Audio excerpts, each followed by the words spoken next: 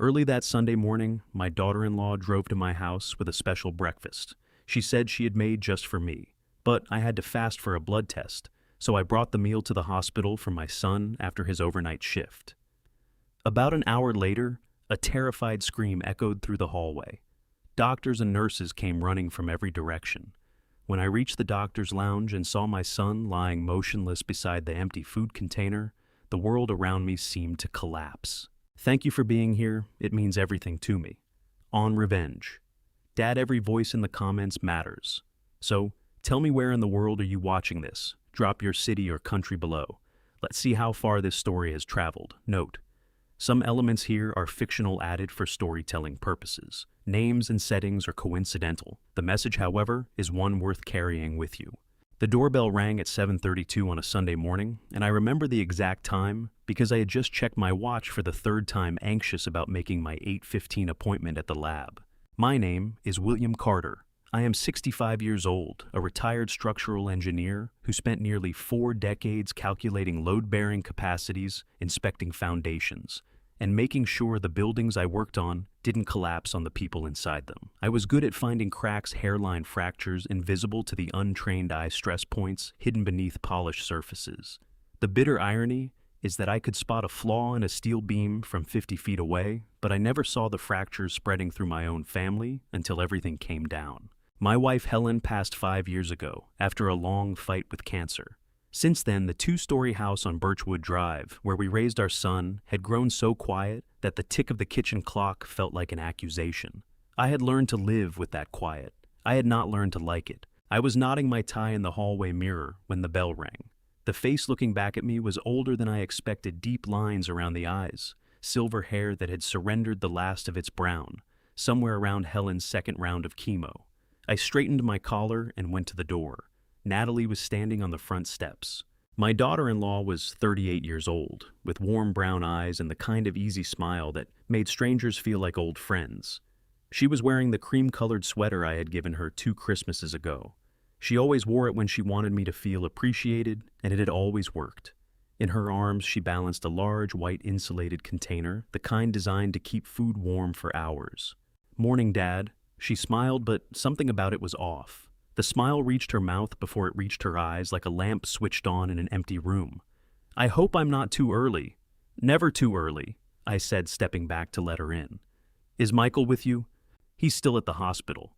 He pulled a double shift last night." She carried the container into the kitchen and set it on the counter with both hands carefully, as though it contained something fragile. "I made you breakfast. Eggs home, fries, sausage toast. Michael told me you've been skipping meals." I felt a rush of warmth so genuine, it almost embarrassed me. After Helen died, the small acts of care, someone noticing whether I had eaten, whether I was sleeping, had become rare enough to feel extraordinary. "Natalie, you didn't have to do all this," I said, genuinely moved. "You drove all the way out here on a Sunday morning." "I was up anyway." She waved her hand as though it was nothing, but her fingers were moving restlessly, tapping twice against the counter before she stilled them. "Open it while it's hot." I reached for the latch on the container. "Actually," I said, the memory surfacing just in time, "I can't. I have a fasting blood panel at 8:15. Cholesterol, glucose, the whole routine. I haven't eaten since yesterday evening." Something happened to Natalie's face in that moment. It lasted less than a second, a flicker like a candle flame disturbed by a draft, and then her expression rearranged itself back into warmth. But I had seen it. At the time, I told myself it was disappointment. She had gotten up early, driven 20 minutes, made something from scratch, and I was turning it down. Of course she was disappointed. "Oh," she said softly. "I didn't realize." "I feel terrible," I told her. "You went to all this trouble." "It's fine, Dad. You can eat it after your appointment." I looked at the container, then at my watch, and then I thought of Michael. He had texted me the night before 11:43 p.m., the timestamp telling its own story about the kind of shift he was working. "Haven't eaten since noon. Vending machines are a crime against humanity." I had smiled at my phone in the dark of my bedroom and gone back to sleep. "I'll bring it to Michael," I said, already reaching for the container. "He's at County General right now, and he hasn't eaten. It's on my way to the lab." Natalie's hand moved fast, almost involuntary, and landed on the edge of the container before I could lift it. "You don't have to do that," she said. The words came out quicker than she intended, and she seemed to hear it herself because she softened immediately. I mean, I can make him something else, something fresh. You keep this one for after your appointment. Natalie? I laughed, puzzled by her insistence. It's already made. He's hungry. It makes perfect sense. Dad, I'll tell him his wife woke up at dawn to cook for his father, I said, lifting the container with both hands. It was heavier than I expected, warm against my palms. He'll feel guilty for at least a week. It's perfect. She stood in the middle of my kitchen, and something in her expression shifted. Not quite fear, not quite anger, but something that lived in the space between the two. Her lips parted as though she was about to say something that mattered. Then she closed them. Before I walked out the front door, she called after me. Dad. I turned one hand already on the door frame, the container tucked under my arm. Her eyes were bright, too bright, and her throat moved as she swallowed. For just a moment, I thought she looked like someone standing at the edge of something she could not come back from. Drive safe, she said finally. The roads are slick this morning. Always do, I smiled at her. Lock up when you leave. I carried the container to my Buick, set it on the passenger seat, and backed out of the driveway into the pale October morning. The heater hummed. The radio murmured something about a cold front moving in from the north. I did not look back. 20 minutes later, I walked into Hartford County General with a warm container of home-cooked food and the uncomplicated satisfaction of a man doing something kind for his son. I had no way of knowing that kindness was about to tear my family apart. The doctor's lounge on the third floor of Hartford County General was not a glamorous place. It was a narrow room with 2 second-hand couches, a coffee maker that wheezed like an asthmatic, a wall-mounted television permanently tuned to cable news with the volume too low to hear, and a refrigerator covered in sticky notes that nobody ever threw away. Michael had described it to me once as the saddest room in a building full of sad rooms.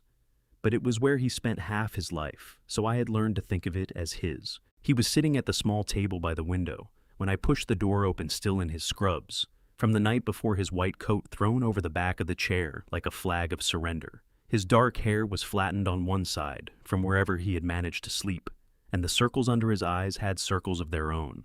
He was 36 years old, and he looked in that moment like a man who had been asked to carry twice his weight for twice as long as any person should. When he saw me, his face did something complicated, surprise, exhaustion, and something that might have been relief all at once. Dad? He straightened in his chair. What are you doing up here? Your lab appointment isn't until 8:15. I know. I held up the container.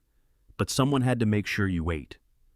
Michael stared at the container, then at me, then back at the container. Is that Natalie's? She drove out to the house this morning to make it for me, but I have the blood panel. I set it on the table in front of him and unlatched the lid. The smell hit us both immediately, butter black pepper, something herby and warm that made the gray lounge feel for one brief moment like a real kitchen in a real home. Eggs, home fries, sausage toast. She was up at dawn. Michael pressed the heel of his hand against his eye socket and let out a long, shuddering breath that was half laugh and half groan. I texted you about the vending machines, didn't I? 11:43 p.m.? I was delirious. But he was already reaching for the fork. She didn't have to do that.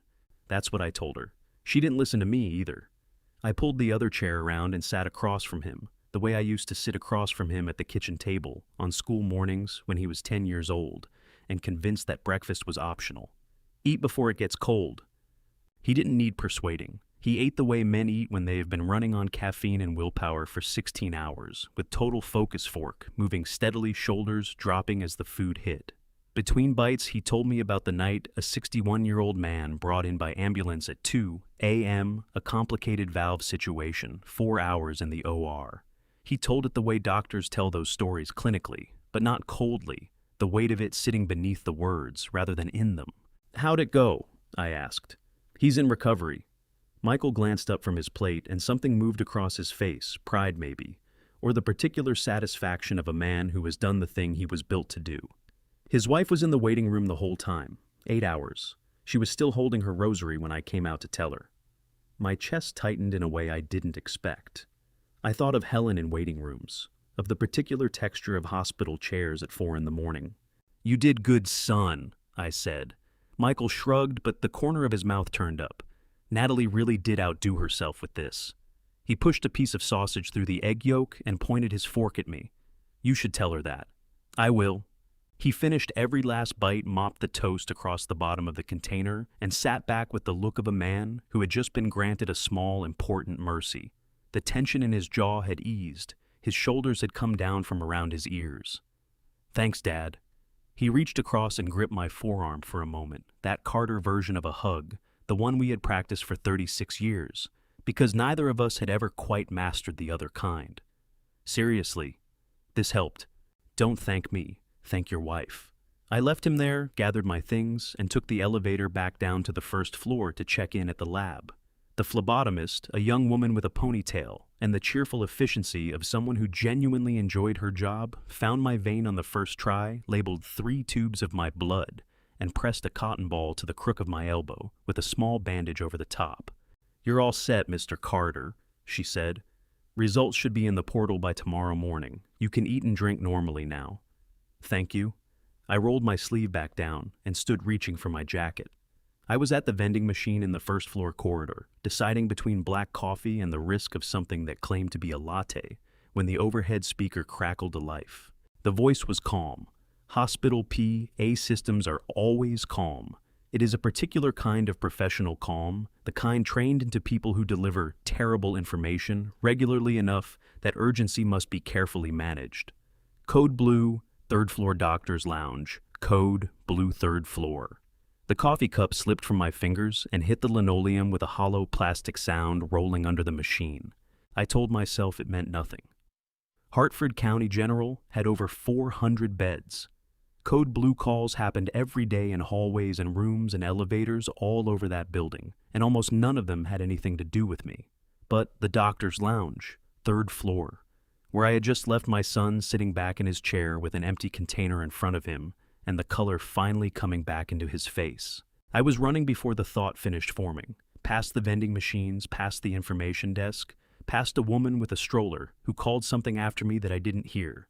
The elevator doors were closing, and I hit the button 4, 5, 6 times until they opened again. But then I couldn't wait.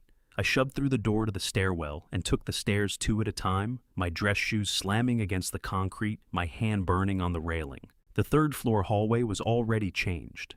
I could feel it before I saw it, that particular shift in the air that happens when a space has transformed from routine into emergency.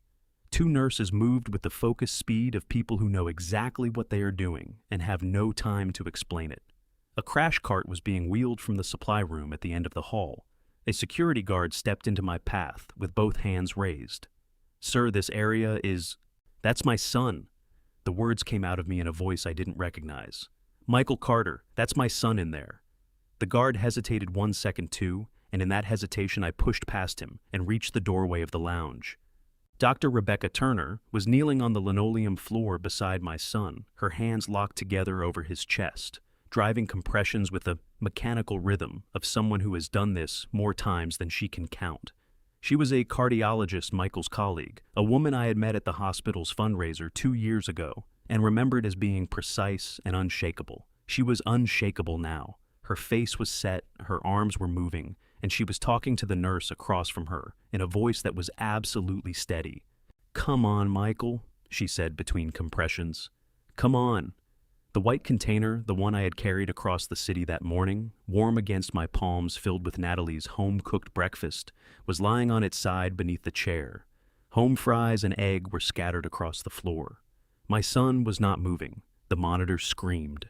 Who prepared that food? Mr. Carter. The question hung in the air of that doorway like a structural fault line, invisible load-bearing, about to change everything above it. I opened my mouth, and before I could answer, the part of my brain that had been a structural engineer for 38 years did what it always did under stress. It ran the numbers. It looked at the load. It found the point where the structure had failed. Natalie had made that food. Natalie had tried to stop me from taking it. Natalie had looked at me from across my kitchen with an expression I had never seen on her face before and said, "Drive safe, the roads are slick this morning," and I had smiled and walked out the door. "My daughter-in-law," I said. My voice sounded like it belonged to someone else, entirely flat and thin, like a recording made in an empty room. "Natalie, she made it this morning. Rebecca held my gaze for 2 seconds. Then she turned and said something quietly to the nurse beside her, and within 60 seconds, 2 members of hospital security had entered the lounge and were standing on either side of the overturned container, the scattered home fries, the broken egg, the mess that had been Natalie's breakfast, which had been meant to be my breakfast, which had ended with my son on the floor of a room where doctors were supposed to rest.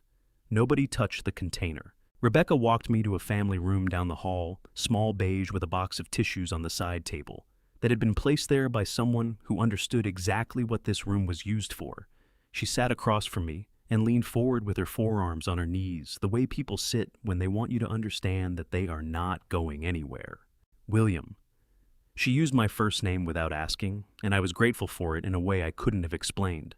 I need to ask you some questions while we wait for the police. Can you do that? Yes. I pressed both palms flat on my thighs, felt the fabric of my trousers. Something solid, something real. Yes, I can do that. Did you eat anything from that container? No. I have a fasting blood panel this morning. I haven't eaten since yesterday evening.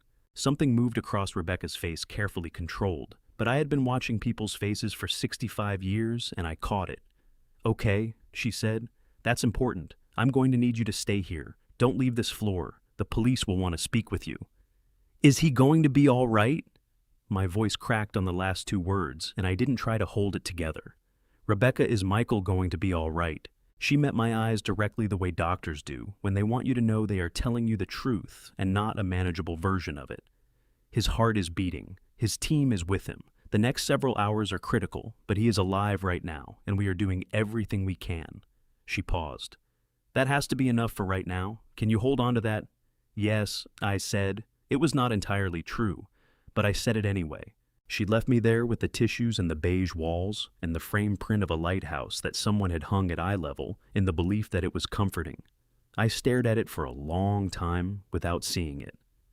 Outside the small window, Hartford was going about its Sunday morning church bells. Somewhere in the distance, the sound of a delivery truck on the street below, the ordinary machinery of a city that had no idea what was happening on the 3rd floor of one of its hospitals. Detective Karen Mitchell arrived 41 minutes later. She was in her early 50s, compact and deliberate, with close-cropped gray hair and eyes that recorded everything they landed on without appearing to move quickly. She wore a plain dark jacket and carried a notepad that she set on the table between us with the particular precision of a person who understood that the objects in a room communicated things and chose hers accordingly. She introduced herself with a badge and a handshake, firm, brief, businesslike, and sat down across from me with the unhurried ease of someone who had delivered devastating information in rooms like this many times and had learned that rushing never helped. Mr. Carter. Her voice was steady and neutral in a way that was neither warm nor cold, just level. I know this has been an extremely difficult morning. I'm going to ask you some questions, and I need you to answer them as completely and accurately as you can. If you don't know something, say you don't know. If you're not sure, say you're not sure. Don't guess. Understand? Yes. Good. She opened the notepad. Walk me through this morning. Everything, from the moment your daughter-in-law arrived at your house. So I walked her through it. I told her about the doorbell at 7:32, about the cream sweater, about the insulated container and the smell of butter and black pepper and something herby that had filled my kitchen like an imitation of comfort. I told her about Natalie's smile, the one that had reached her mouth before it reached her eyes, and the way she had insisted I keep the food for later instead of bringing it to Michael. I told her about my blood panel, about my decision to drive to the hospital, about the moment I had reached for the container, and Natalie's hand had moved toward it and then stopped. Her hand moved toward the container, Mitchell repeated. Her pen paused above the notepad. Yes, fast, almost reflexive. I tried to reconstruct it precisely the way I would reconstruct a failure point on a structural report. And then she pulled back and said she could make him something else, something fresh. But you took it anyway. I took it anyway. The words sat there between us with their full weight. I told her it was already made, that it made sense to bring it to him. Mitchell wrote something. And her response? She said I had to stop, press my thumb hard into the center of my opposite palm. She said I didn't have to. And then I said I was going to, and she stopped arguing. She just stopped. I looked at Mitchell. I thought she was being polite. I thought she was deferring because I'd made up my mind and she didn't want to push. But now I think she was deciding something. My throat tightened until the words had to force themselves through it. I think in that moment, standing in my kitchen, she was deciding whether to stop me or let me go. And she let me go. Mitchell studied me for a moment. Before she left your house, did she say anything unusual? Anything that seemed out of place in retrospect? I thought about the porch, about the October morning light on her face, about the way her lips had parted as if she was going to say something that mattered and then closed. She told me to drive safe, I said. That the roads were slick. I paused, and she looked at me like I could not find the precise word for it. Like someone at the edge of something, like someone who had just made a decision they couldn't take back. Mitchell wrote for a long moment without speaking. Then she set her pen flat on the notepad, the deliberate gesture of a woman shifting registers, and looked at me directly. Mr. Carter, the food in that container has been flagged for laboratory testing. But based on your son's potassium levels, 9.1, where normal is between 3.5 and 5, we are treating this as a potential deliberate poisoning. Potassium chloride administered in sufficient quantities causes cardiac arrest. It is odorless. It is colorless. It can be dissolved in food or liquid without detectability by taste. She held my gaze steadily. That food was prepared for you this morning, not for Michael. Your son consumed it because you happened to have a medical appointment that prevented you from eating it first. The room tilted so severely that I gripped the edge of the table with both hands. If you hadn't had that blood panel, Mitchell continued, her voice level and precise and completely without cruelty, you would have eaten that breakfast yourself, alone, at home, and there would have been no hospital nearby, no crash cart, no Rebecca Turner on the other side of a wall. My mouth had gone completely dry. My heart was doing something irregular that I chose not to examine too closely. Yes, I said. That's right. So, the intended victim this morning was you. Mitchell didn't make it a question. Not Michael. Yes. She held that for a moment, then nodded once and reached for her phone. We need to speak with your daughter-in-law immediately. Where would she be right now on a Sunday morning? Home, probably. Their house is on Maple Terrace. I can give you the address. Mitchell was already dialing. She listened, looked at me with those recording eyes. Voicemail, she said. She ended the call and immediately dialed another number, dispatch, I assumed from the brevity and precision of what followed. When she hung up, she looked at me with the expression of a woman who had learned to deliver bad news and good news in the same tone, because tone was the only thing she could control. Mr. Carter, I'm going to need you to remain here and available. We'll have officers at the residence within 10 minutes. She paused. Is there anything else you want to tell me right now? Anything about your relationship with your daughter-in-law? Any recent conflicts? Any reason you can think of that someone might want to harm you? I opened my mouth to say no, and then I closed it, because somewhere in the back of my mind, in the place where old things live, the things you pack away carefully in the dark because you cannot throw them out but cannot bear to look at them. Either something had begun to move, a name, a face I had never quite let myself picture clearly, a phone call on a Wednesday night 30 years ago that I had told myself was behind me. No, I said, because I did not yet have enough of the pieces to speak coherently, and because I was 65 years old and sitting in a hospital room where my son was fighting to stay alive, and some truths are too large to say out loud until you have had time to understand their shape. No, I said again. Not that I can think of. Mitchell looked at me for one long moment with those eyes that recorded everything. All right, she said. We'll talk more soon. She left. I sat alone in the beige room with the lighthouse print and the box of tissues, and I pressed my hands flat on my thighs, and I thought about a cream sweater and a white container, and a woman standing in my kitchen with her lips parted and something enormous and unspoken pressing against the back of her teeth. And I thought about a name I had not said aloud in 30 years. And I began slowly and with great reluctance to understand that the Sunday morning I was living through might not have started this morning at all. They found Natalie at the Greyhound terminal on Asylum Street at 2:30 in the afternoon. She was third in line at the ticket counter, a rolling suitcase at her feet, and a carry-on over her shoulder, wearing the kind of unremarkable clothing that people wear when they don't want to be noticed. dark jeans, a gray hoodie, nothing that would catch an eye or hold a memory. The officer who approached her said she didn't run, didn't argue, didn't ask for a lawyer or demand an explanation. She just set her bag down slowly, deliberately, and put her hands where he could see them, palms out, fingers, spread like someone who had known on some level that this particular moment had always been waiting for her at the end of whatever road she chose.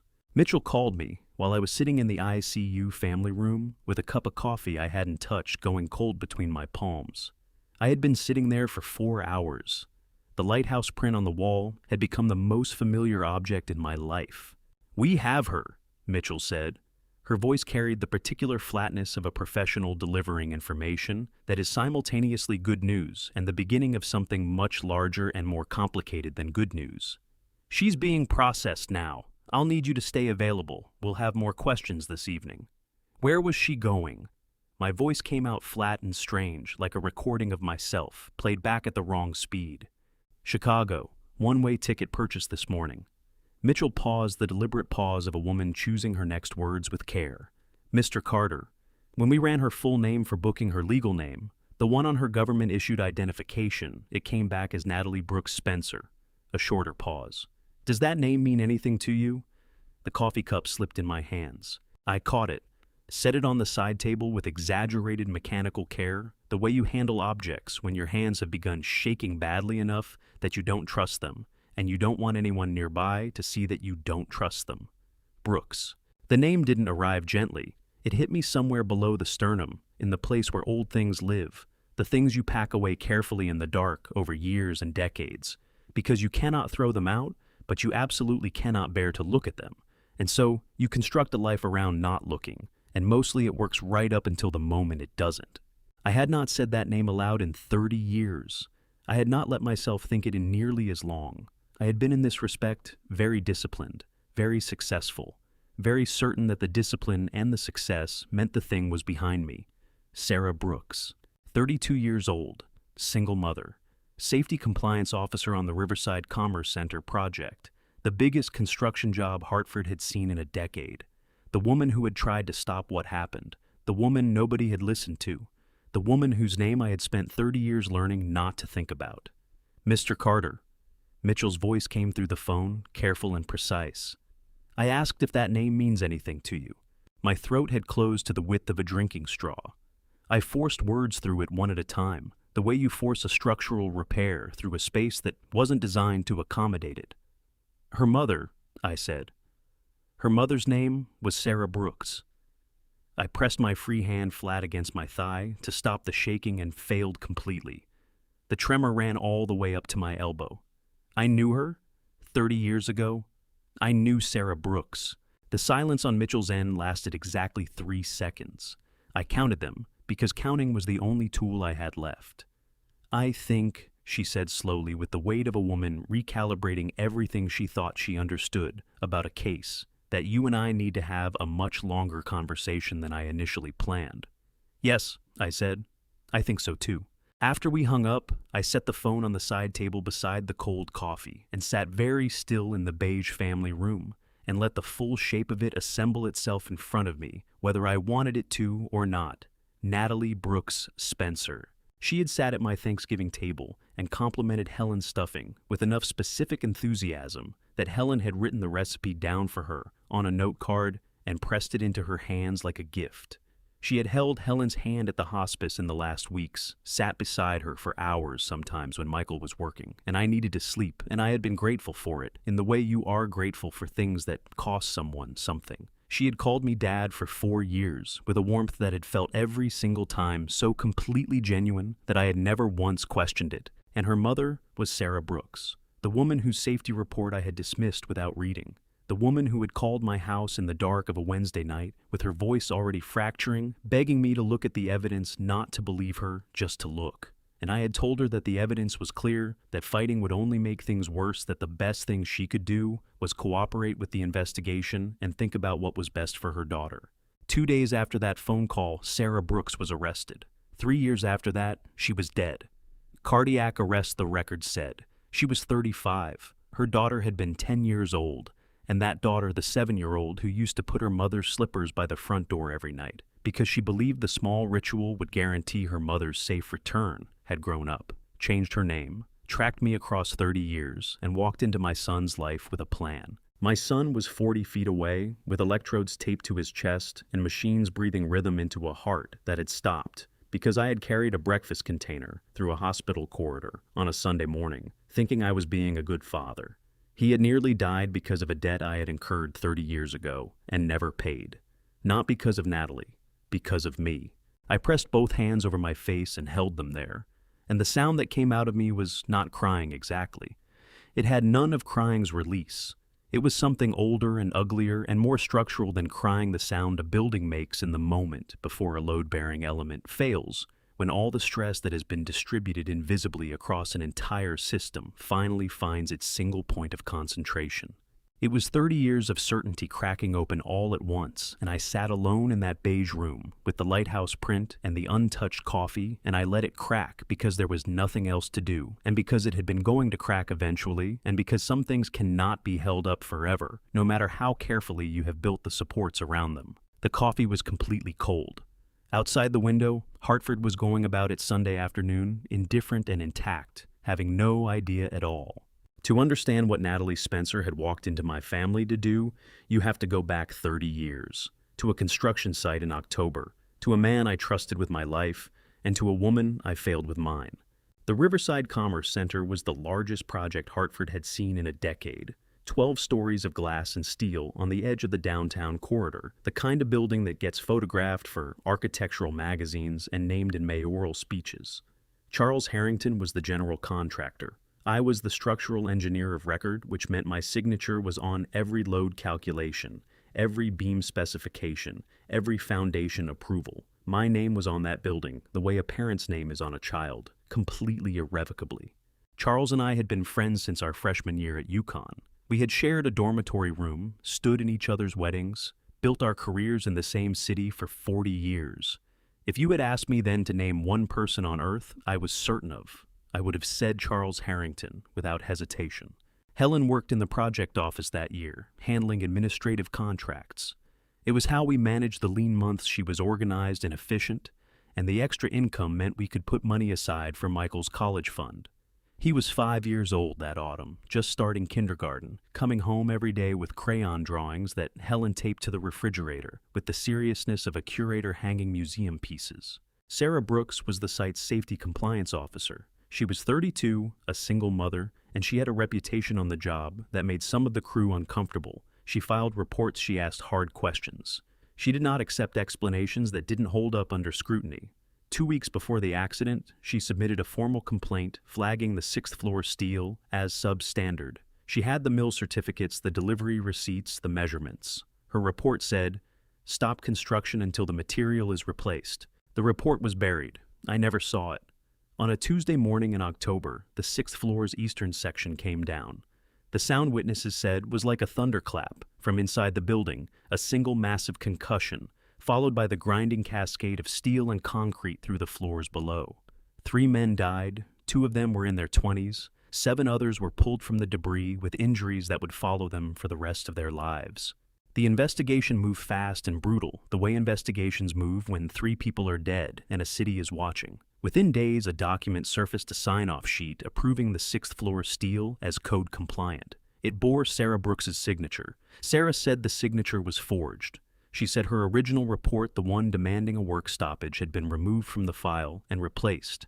She said Charles Harrington had done it. Charles said she was lying. He was calm, precise, and devastated in exactly the right measure. He told investigators that Sarah had always been difficult, that she had personal grievances against management, that the signature was genuinely hers. And then he came to me. "You know me, William," he said. We were in his office, the door closed, the blinds drawn. His eyes were red from what looked like crying, though I would spend years wondering later whether Charles Harrington had ever cried about anything that wasn't strategic. 40 years. You know what kind of man I am." "I know," I said, and I believed it. That same evening, Helen sat across from me at our kitchen table, her hands wrapped around a mug of tea, and told me she had been in the office when Sarah signed that document. She had seen it with her own eyes. Her voice was steady, her eyes were steady.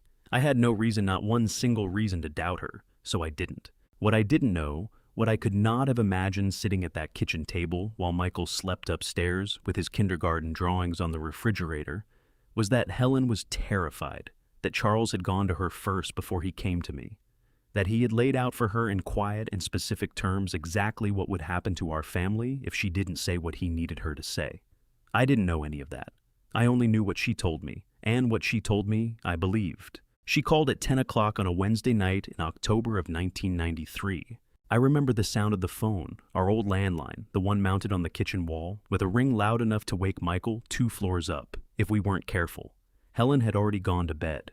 I was at the kitchen table with a glass of bourbon. I wasn't really drinking, and a stack of investigation documents I had been reading for the 3rd time, looking for something that would make the whole terrible picture make more sense than it already did. I picked up on the second ring. Mr. Carter. The voice was quiet and precise, stripped of everything except the effort it was taking to stay that way. "This is Sarah Brooks. I know it's late. Please don't hang up." I didn't hang up, but I didn't say anything warm either. 3 men were dead. The investigation had my name in it, not as a suspect, but as the engineer of record, the man whose signature authorized the structure that had failed. I was not in a generous mood. "Ms. Brooks," I said. "It's late. I know." A breath shaky, carefully controlled. "I need you to look at something. The original delivery manifests for the 6th floor steel. The mill certification numbers don't match the material that was actually installed. I have the original inspection logs, the ones that were supposed to be in the project file before they disappeared. If you compare them to what's there now, the investigation team has access to all of that," I said. "The investigation team has what Charles Harrington gave them." Her voice cracked on his name just slightly, and she pulled it back together with an effort I could hear. "Mr. Carter, I did not sign that approval sheet. I filed a stop work order 2 weeks before those men died. Someone removed it from the file and put that sheet in its place. Someone who had access to the project office."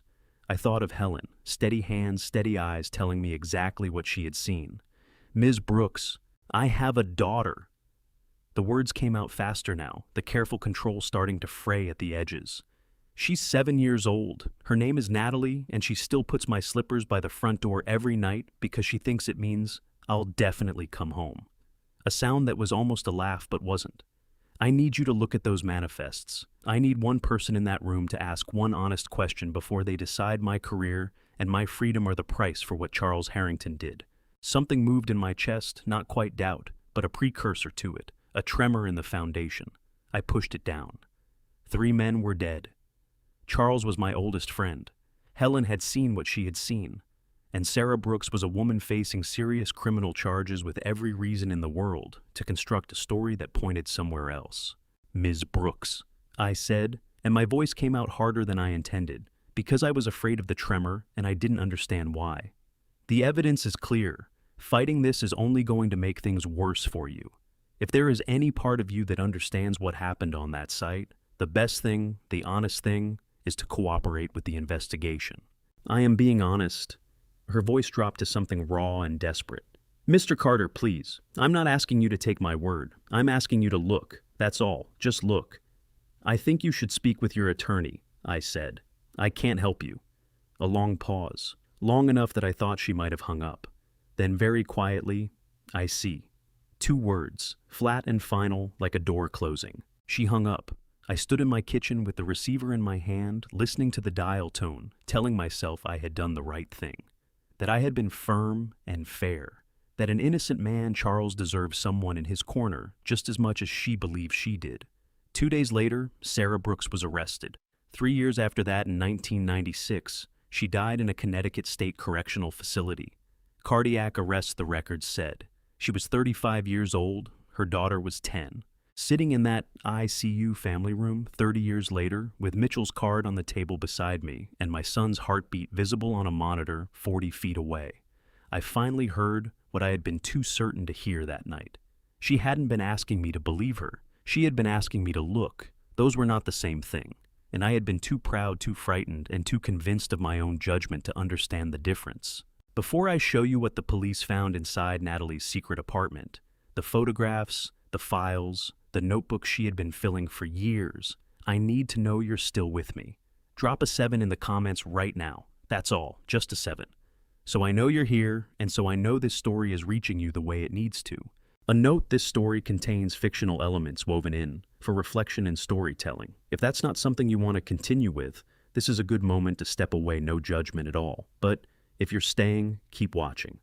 What comes next changes everything. Mitchell called me out of the ICU family room at 4 in the afternoon. We executed a search warrant on an apartment in East Hartford, she said, walking beside me down the corridor with the measured pace of someone who had learned not to rush people toward difficult information. Leased under a different name, we believe it was Natalie's. She led me to a conference room on the second floor where 2 evidence photographs had been laid out on the table. I looked at them and felt the floor shift under my feet. The first photograph showed a wall. On that wall, printed and pinned with the precision of someone who had spent years organizing their grief into something that looked like a plan, were photographs of me, outside my house on Birchwood Drive, getting into my Buick, at the hardware store on Flatbush Avenue, walking into Hartford County General for Michael's Christmas party 2 years ago. Beside the photographs, photocopies of newspaper articles about the Riverside collapse, the trial transcripts from Sarah's case, a hand-drawn timeline that stretched across 3 sheets of paper taped together. She'd been watching you for years, Mitchell said, not unkindly, just factually. I pressed my hand against the back of a chair and held on.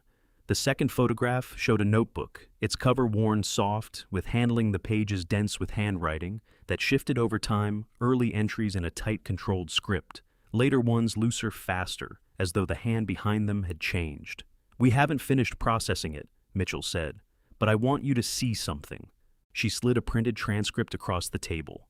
Selected pages. I sat down and read. The early entries were exactly what I expected, and still reading them, something in my chest tore open like old seam giving way. That man destroyed my mother and went home to his family and never lost a single night's sleep. I have thought about this every day for 20 years. I am done thinking.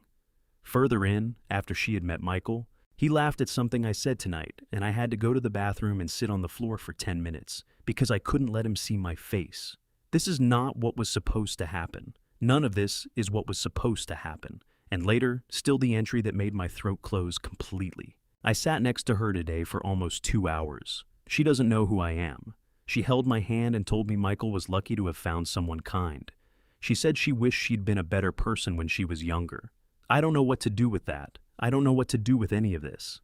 She was with Helen, I said. My voice came out wrecked and I didn't try to fix it. When Helen was dying. Natalie was there, and she knew the whole time who Helen was. It appears so, Mitchell said carefully. I set the transcript down because my hands were shaking badly enough that the paper was rattling. Helen in her last weeks holding the hand of the woman who had come to destroy her family. Not knowing, never knowing. The last entry in the transcript was dated the Saturday before this Sunday, the night before Natalie had driven to my house with that white insulated container. I have been sitting at this kitchen table for 3 hours. I keep thinking about the way Michael looks at me when he doesn't know I'm watching, like I'm something he still can't believe he gets to have.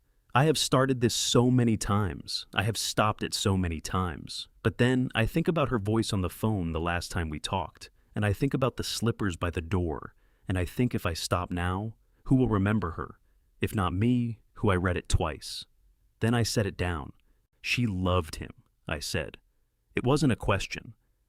Mitchell considered her answer with the care of a woman who knew the weight of it. The notebook suggests she did yes, genuinely, which made it harder to stop and didn't stop her.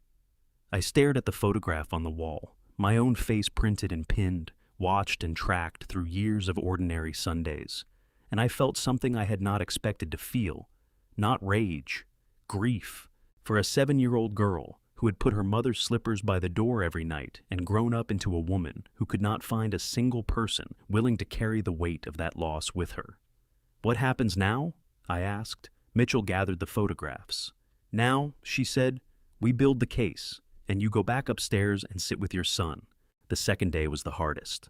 Not because anything went wrong. Michael's vitals held steady through the night, his potassium levels dropping slowly back toward a range that Rebecca described as moving in the right direction, which I had learned over years of hospital waiting rooms was doctor language for, we are cautiously hopeful and terrified to say more than that. His heart was beating. The monitors confirmed it every few seconds with a small green blip that I watched the way a drowning man watches a rope. But he hadn't opened his eyes. I had gone home briefly at midnight to shower and change clothes moving through the house on Birchwood Drive, like a stranger passing through someone else's life. Helen's photograph watched me from the hallway. I couldn't look at it directly. I made coffee I didn't drink, sat at the kitchen table for 20 minutes staring at nothing, then drove back to the hospital in the dark. By Monday morning, I had been in the ICU family room for the better part of 18 hours. The chair had permanently rearranged my spine. The coffee from the vending machine tasted like it had been brewed sometime during the previous administration. I had read the same paragraph of a magazine article 11 times without retaining a single word. Rebecca stopped by at 8 a.m. on her rounds, still in scrubs, with the particular alertness of someone who ran on less sleep than any human being reasonably should. "His cardiac enzyme levels are stabilizing," she told me, pulling a chair around to sit across from me, rather than standing in the doorway the way doctors sometimes did when they wanted to preserve the option of a quick exit. "The next 24 hours are important, but William, I think he's going to be okay." My eyes burned so suddenly and so fiercely that I had to press the back of my hand against them to hold it back. "Thank you," I managed, "for what you did in that room. He's my colleague," she said simply. "He's also one of the good ones." She hesitated, then added more quietly, "He talks about you, you know, about Sunday dinners, about the engineering jokes you tell that he pretends not to find funny." A sound came out of me that was almost a laugh. "He finds them funny. He's just protecting his image." Rebecca smiled small and genuine and stood to go. She had taken 3 steps toward the door when the family room opened from the other direction, and a man I had never seen before stepped inside. He was somewhere in his mid-50s, broad through the shoulders, in the way of men who had done physical work their whole lives and carried it in their frames even after the work was done. He wore a canvas jacket and work boots and held a folded newspaper against his chest, with both hands gripping it the way people grip things when they need something to hold on to. His eyes found me and didn't let go. "Mr. Carter."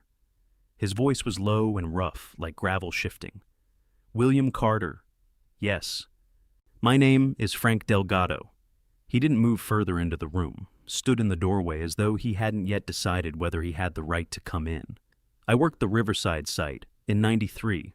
I was on the 4th floor crew." He held up the folded newspaper, the Hartford Courant morning edition, my name visible in the headline of the article about the poisoning. "I read this at breakfast. I've been sitting in my truck in the parking lot for 40 minutes trying to decide if I was going to come in." Rebecca had stopped at the door. She looked at me. I nodded once and she left, quietly pulling the door shut behind her. Frank Delgado crossed the room and sat in the chair Rebecca had just vacated. He set the newspaper on the table between us, smoothed it once with a wide-scarred hand, and looked at me with the expression of a man who had been carrying something for so long that the shape of it had become part of him.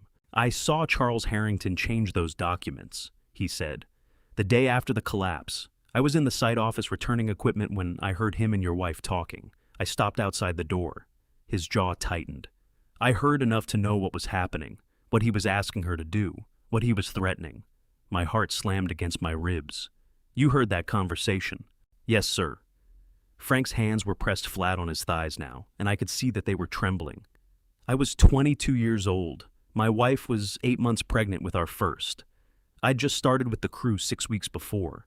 I told myself it wasn't my place, that I had misunderstood, that somebody else would say something."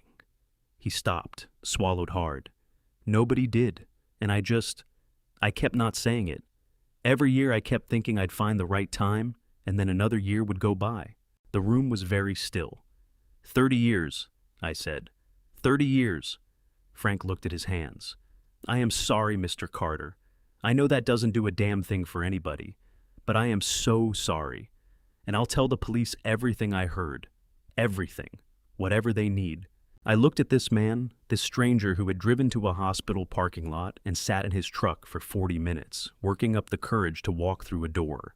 And I thought about all the ways that silence compounds itself. How one person's fear becomes another person's prison, becomes another person's grave, becomes a 7-year-old girl growing up without her mother.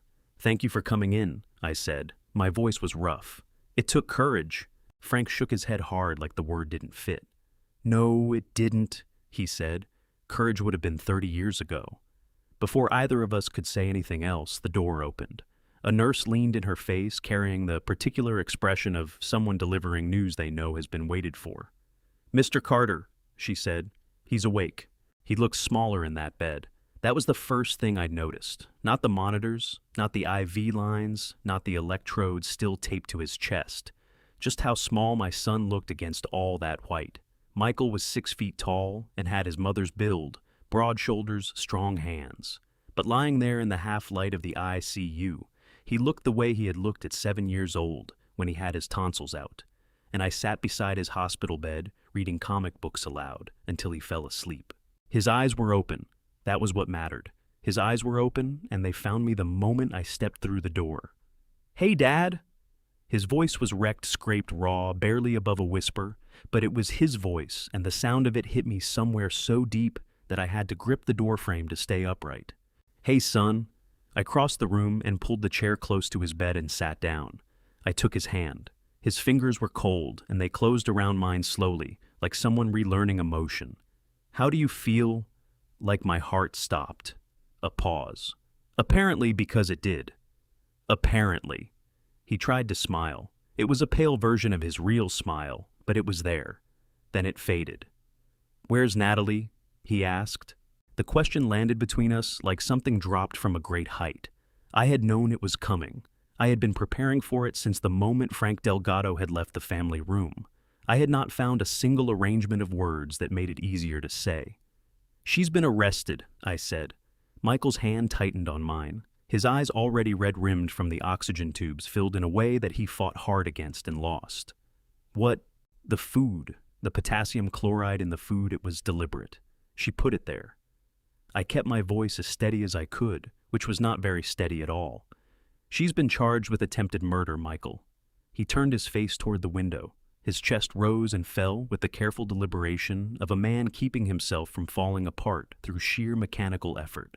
A single tear ran from the corner of his eye down into his hair and disappeared. "That doesn't make sense," he said to the window, to the gray October sky outside it.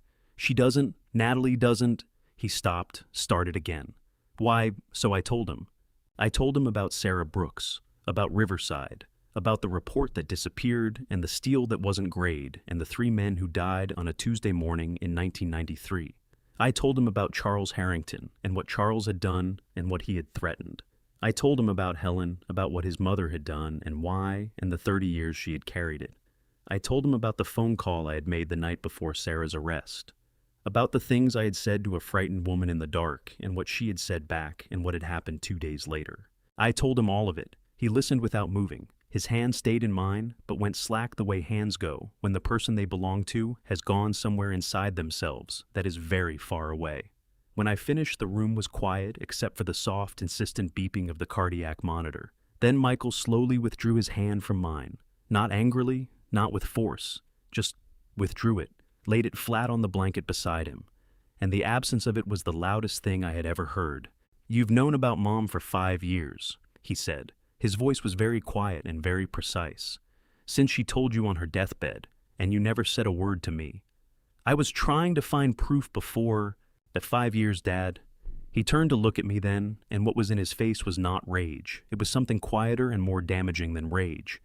It was the specific grief of someone who has just realized that the ground they were standing on was never solid. 5 years. Mom was gone, and you had this enormous thing, and you sat across from me at Sunday dinners, and you didn't say a word. I know. There was nothing else to say. I know, Michael. I'm sorry. You were going to find proof. He said it carefully, like he was testing the weight of each word. And then what? When was the right time? When I was 60, at my funeral. I don't have a good answer. No. He looked back at the window. His jaw was working. You don't. We sat in that room together for a long time. After that, the monitor counting out his heartbeats with a patience neither of us had. I wanted to reach for his hand again. I didn't. Finally, without looking at me, he said, "This family always waits until someone is almost gone to tell the truth." He said it quietly, without heat, the way people say the things that hurt most, not as accusations but as facts observed and recorded and impossible to argue with. I stood up. I put my hand on his shoulder for one moment. He didn't pull away, but he didn't lean in either. I walked out of the ICU, and in the hallway I pressed my back against the wall and slid down it until I was sitting on the floor with my knees up and my face in my hands. A passing nurse asked if I was all right. No, I told her honestly. But thank you for asking. I drove home at midnight with the windows down, despite the cold. I needed the air against my face, something sharp and immediate, something that belonged entirely to the present moment and had nothing to do with hospital corridors or the specific weight of a hand withdrawing from mine. The October air came in fast and bitter, and I let it. I drove with both hands on the wheel and my eyes on the road, and tried not to think about my son sitting in a hospital bed, staring at a window, telling me in the quietest possible voice that this family always waited until someone was almost gone to tell the truth. The house on Birchwood Drive was dark when I pulled into the driveway. I sat in the car for a moment with the engine off, looking at the front of it, the porch light I had left on, out of old habit, the windows going black one by one in my memory, as each room emptied of the life it had once held. Helen's roses along the front walk had gone dormant for the season. The clay pots she kept by the front steps were empty, scraped clean, waiting for spring, with the patient indifference of things that did not know she was gone. I went inside and didn't turn on many lights. There was something appropriate about moving through the house in the half-dark, feeling my way along walls I knew by memory, navigating around furniture I could have located blindfolded after 30 years of living with it. The darkness made it easier not to see the things I wasn't ready to see. Helen's reading chair in the corner of the living room, the hook by the back door where she had hung her garden gloves every evening, the particular way the third stair from the top creaked, which I had promised to fix for 15 years and never had, and which I now could not imagine repairing because the sound of it was so entirely hers. I stood at the kitchen table for a long time. This was where she had sat across from me and told me in a voice I had never had any reason to doubt that she had watched Sarah Brooks sign that document. I could see her exactly, hands around the mug-eyes, steady voice level. She had not flinched. She had not looked away. She had given me the lie the same way she gave me everything else completely, with both hands, as an act of love so thoroughly disguised as certainty that I had carried it for 30 years without ever thinking to question its weight. She had been terrified. I knew that now. But Sarah Brooks had been terrified too, alone in her kitchen on a Wednesday night with a 7-year-old asleep upstairs, and no one had sat still long enough to notice. I went down to the basement first. Boxes from the Riverside years. Project files, correspondence, the dense paper archaeology of a construction job that had taken 3 lives and rearranged everything that came after, Helen's old administrative files, folders of financial records going back further than made any practical sense, kept with the thoroughness of a woman who had grown up with parents who remembered when institutions failed and paperwork was the only proof you had ever existed. I opened every one. I read labels in the yellow light of the single overhead bulb until my eyes ached from the strain, and the words on the folders stopped meaning anything at all. Nothing. The garage next. Shelving units along the back wall labeled in Helen's handwriting, in the black marker she had kept on a hook by the door, specifically for this purpose. Holiday, Michael's School, Williams Tools, miscellaneous. I worked through all of it with the systematic patience of a man who had spent his career eliminating structural possibilities one by one, starting with the most likely failure points and working outward. I found Michael's 3rd grade science fair project inexplicably preserved in a cardboard tube, a model of the solar system made from painted styrofoam balls, Saturn's rings bent slightly off axis. Jupiter, enormous and proud. I found the logbooks from the Riverside job, my copies the ones I had maintained as the engineer of record with the meticulous precision that had been the signature of my professional life. I held one of those logbooks in my hands for a long moment, standing under the garage's fluorescent light at 2:30 in the morning with sawdust on my trousers. Everything I had recorded, everything I had checked and verified and signed my name to, all of it, reflecting only what Charles Harrington had chosen to show me. Perfectly accurate documentation of a perfectly constructed lie. I set it back on the shelf. I sat down on the garage floor with my back against the wall and my legs straight out in front of me, and let the cold concrete work its way through my trousers. A spider had built something ambitious in the upper corner near the ceiling, and I watched it for a while, without really seeing it. Helen had said, "There's something you need to find, William. I kept it safe. I should have given it to you years ago, and I couldn't. Forgive me." And then her breathing had changed, and the nurse had come, and 48 hours later, she was gone, and I had spent the 5 years since searching every place that made sense. Filing cabinet, safety deposit box, the cedar chest at the foot of the bed, the locked drawer in her desk that turned out to contain only birthday cards she had saved, sorted by year going back to our first anniversary. I had looked everywhere, except the places that didn't make sense. It was 3:47 when the piano occurred to me. I could not tell you what prompted it, whether it was something I had seen in my searches or something about the way Helen used to move past it, when she thought I wasn't watching one hand trailing along the side of it, as though reassuring herself it was still there. She had not played it in 10 years. Her arthritis had made it impossible long before that. I had suggested donating it to the church at least 4 times, and every time she had said the same thing in the same tone, the one that did not invite discussion. "It stays, William. It stays." I was on my feet before the thought had finished forming. The piano was an upright dark walnut pushed against the living room wall beneath the window that faced Birchwood Drive. I had moved it once perhaps 15 years ago to repaint the wall behind it, and I remembered from that experience, from the particular awkwardness of muscling an upright piano away from a wall, that the back panel was a separate piece, a flat board held by 4 screws designed to be removed for tuner access. I got the screwdriver from the kitchen drawer and knelt down behind the piano with my phone's flashlight in my teeth, and my hands, which had been unsteady for most of the past 2 days, were somehow very still now. The screws were old. The first one took effort. The second turned smoothly. The third had paint over it from the last time the wall had been done, and I had to work the blade in carefully before it gave. The fourth came out fast, and then the panel was loose, and I took it away from the frame and set it against the baseboard and pointed the flashlight into the cavity behind. Dust. The interior frame. The pin block across the top. The soundboard behind it.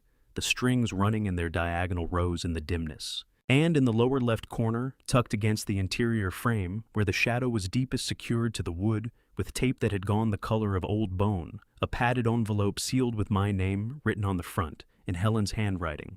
The version of her handwriting she used when she wanted me to pay attention. The careful version. The version that meant this matters. I sat down on the living room floor right there, the panel leaning against the wall beside me, dust still settling in the beam of my flashlight. I held the envelope in both hands and did not open it immediately.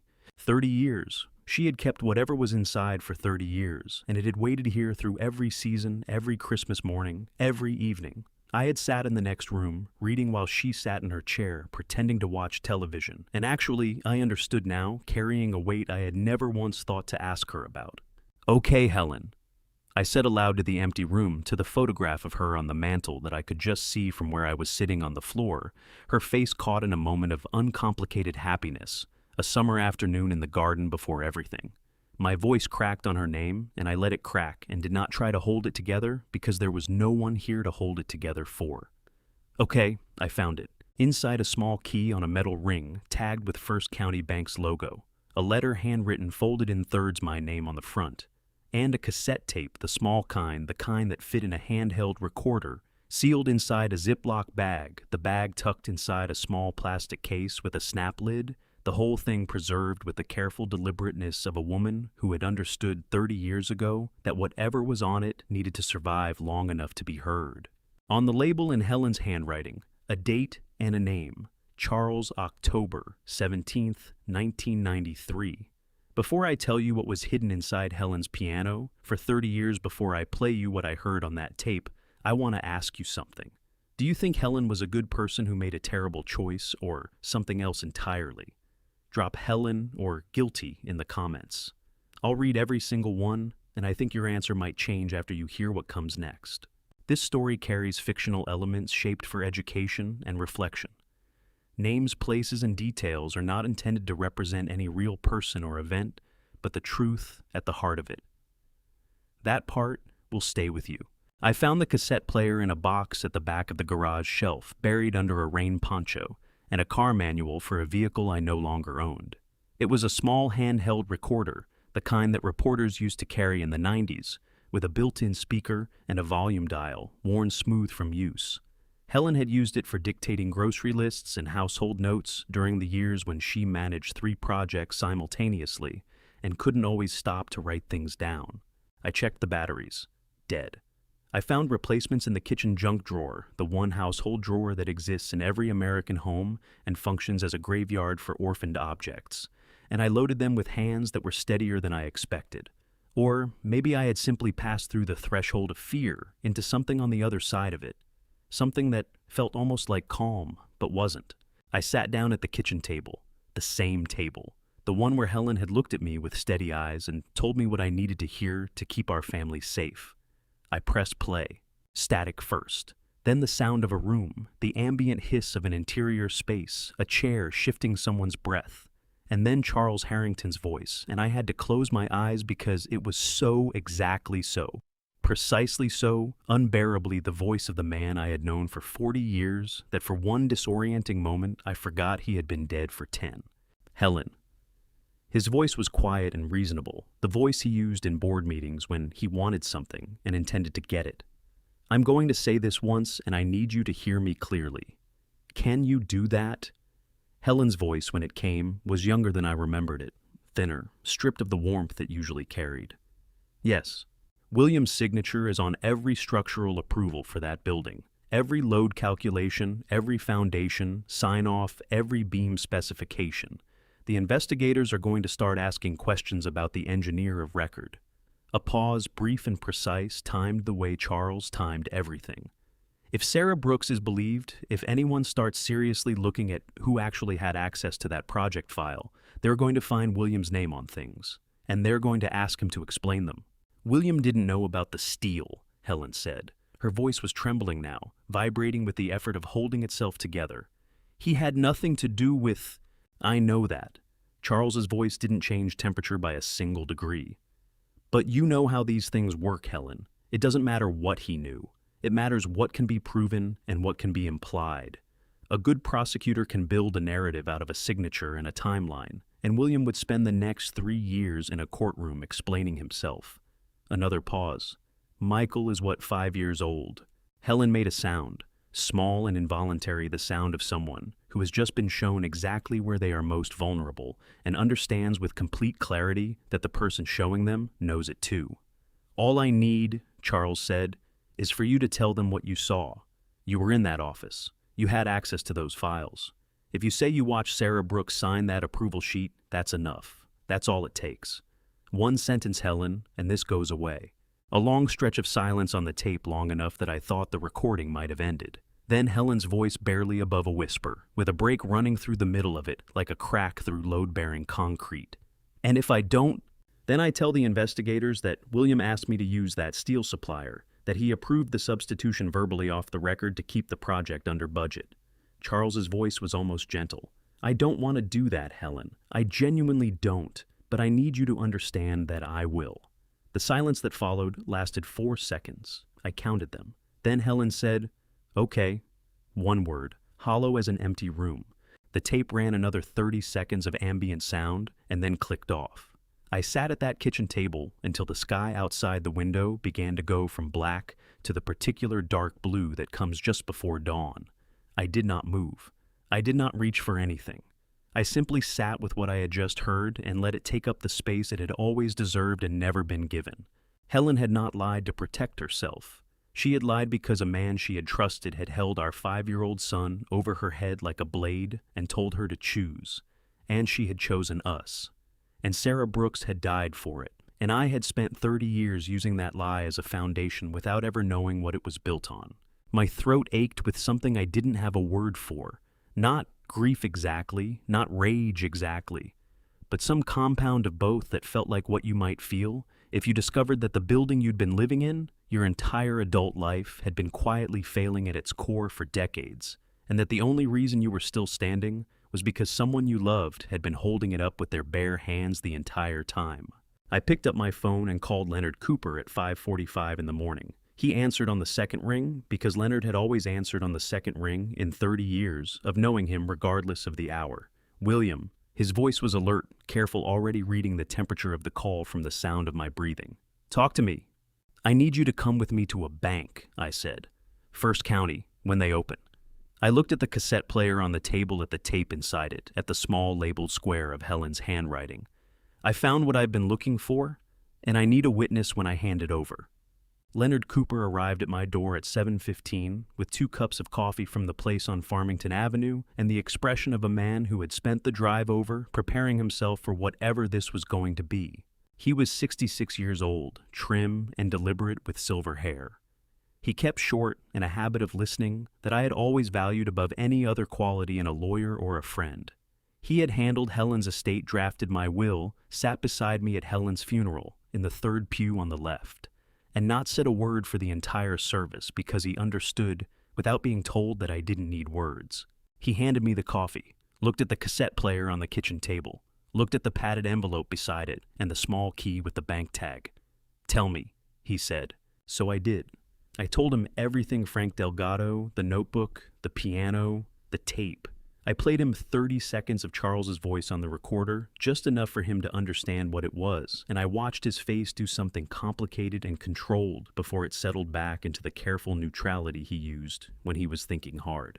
When I finished, he set his coffee down very precisely in the center of the table and looked at me. "William." His voice was measured the way it got when he was about to say something he knew I didn't want to hear. "You understand what this does to Helen's memory. Her testimony is on the court record. When this comes out, and it will come out, people will know she gave false testimony in a criminal proceeding. I know. Your own testimony in 1993 is going to be scrutinized. The phone call you made to Sarah Brooks, that could be characterized as witness intimidation. Now, Connecticut's statute of limitations on intimidation has run, so your direct criminal exposure there is limited. But the Riverside collapse itself, 3 men died, William. Homicide-related offenses carry no statute of limitations in this state.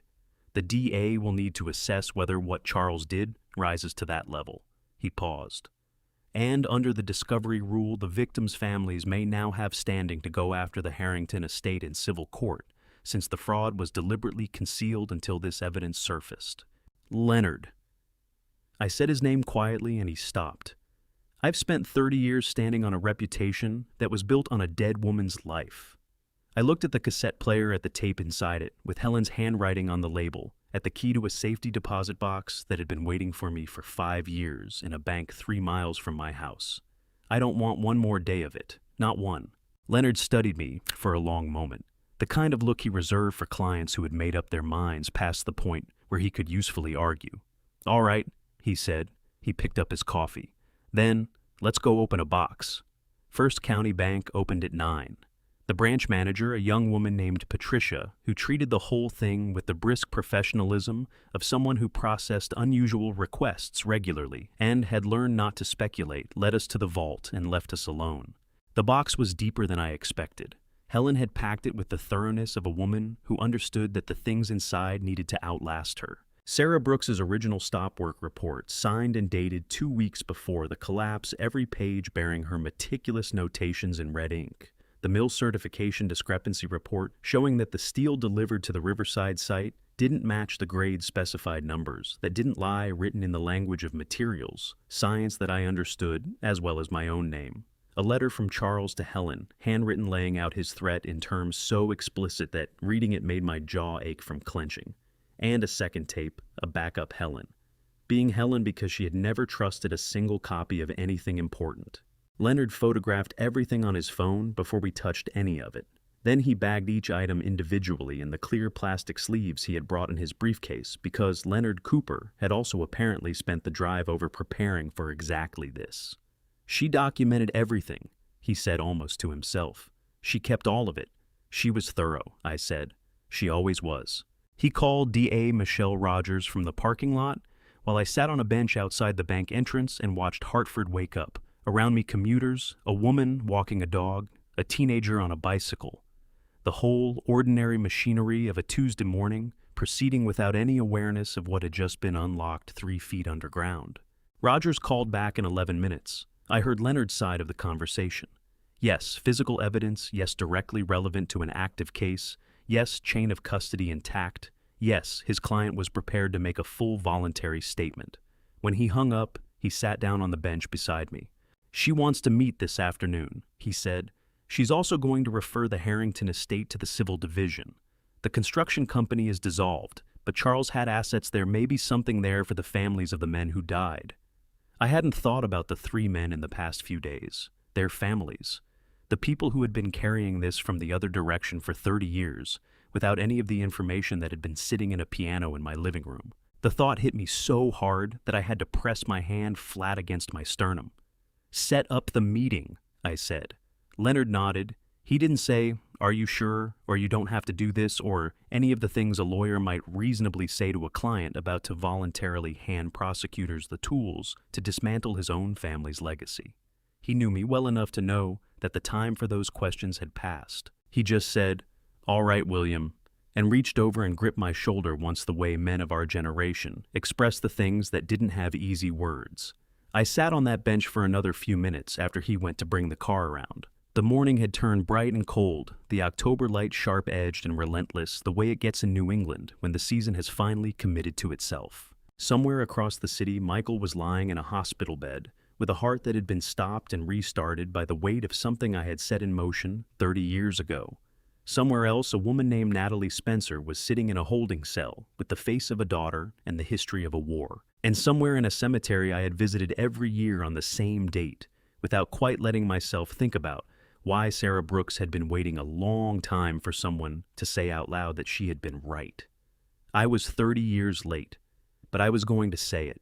The visiting room at Hartford Correctional smelled like industrial cleaner and old coffee, the way all institutional spaces smell when they have been cleaned too many times without ever quite becoming clean. The chairs were molded plastic the color of old mustard. The partition between us was thick acrylic, scratched at eye level by years of hands reaching toward people on the other side and stopping just short. I sat down, picked up the phone handset, waited. She came through the door on the other side, looking smaller than I remembered, which shouldn't have been possible because Natalie was not a small woman. But something about the gray facility clothing and the absence of the 100 small choices, the sweater she had picked, the earrings, the way she wore her hair, made her seem reduced. Like a house with all the furniture removed. The structure was still there. The life had been packed up. She sat down across from me. She picked up the phone on her side. For a moment she looked at the scratched acrylic between us instead of at me. Her jaw working, her free hand pressed flat against her thigh, hard enough that I could see the pressure whitening her knuckles. Then she looked up. "How is he?" she asked. Her voice was hoarse, scraped thin. "Michael, how is he?" "Recovering," I said. "Cardiac function at 80%. Rebecca Dr. Turner says that may be the new baseline." Natalie closed her eyes. A tear ran from the corner of one, and she didn't move to wipe it, just let it go. "I didn't want to hurt him." Her voice broke on the last word, and she pulled it back together with visible effort, pressing her lips together hard. "I know you have no reason to believe that, but I need you to know I didn't want to hurt him." "I know," I said. She opened her eyes. Whatever she had expected me to say, it wasn't that because something shifted in her face, a crack in the composure she had been holding like a shield. "When you picked up that box," she said, I had my hand on the doorframe. I was going to say something. I rehearsed it a dozen different versions, a dozen different ways to stop you. And then you turned around and you smiled at me, the way you always smiled, like everything was fine, like I was just your daughter-in-law who would come over to cook breakfast and I... Her throat seized. She pressed her fist against her mouth for a moment before she could continue. "My mother called your house the night before they arrested her. Did you know that?" "Yes. She told me about it. When I was old enough to understand. She said she called you and she asked you to look, not to believe her, just to look, and you told her to confess to something she didn't do." Natalie's voice had gone very quiet, with a tremor running underneath it like a fault line. And I grew up thinking even the people who could have helped her didn't, even when she asked. So why would I ask? I let that land where it needed to land. "I found a tape," I said. "In Helen's piano, Charles Harrington threatening your mother, threatening Helen, recorded by Helen herself in October of 1993. I watched Natalie's face as I said. It watched the information move through her like weather. Your mother's original report is in that evidence, her stop work order, the real Mills certifications. Everything she said was true is documented. The DA has it now." Natalie's whole body reacted, a shudder that started in her shoulders and moved downward, her free hand coming up to cover her mouth, tears spilling fast and sudden down both cheeks. The word came out broken. She tried again. She kept records. She tried to fight Natalie, right up until she couldn't anymore. She wasn't someone who gave up. She was someone who ran out of people willing to stand with her. A sound came out of Natalie then that was not quite a sob, and not quite a word, something rawer than either something that had been compressed for a very long time and was finally, with nowhere left to go, finding its way out. She pressed the handset hard against her ear and bent forward over the counter, her whole frame shaking. I waited. I did not tell her it was all right. It wasn't all right. It was the truth, which is a different thing entirely.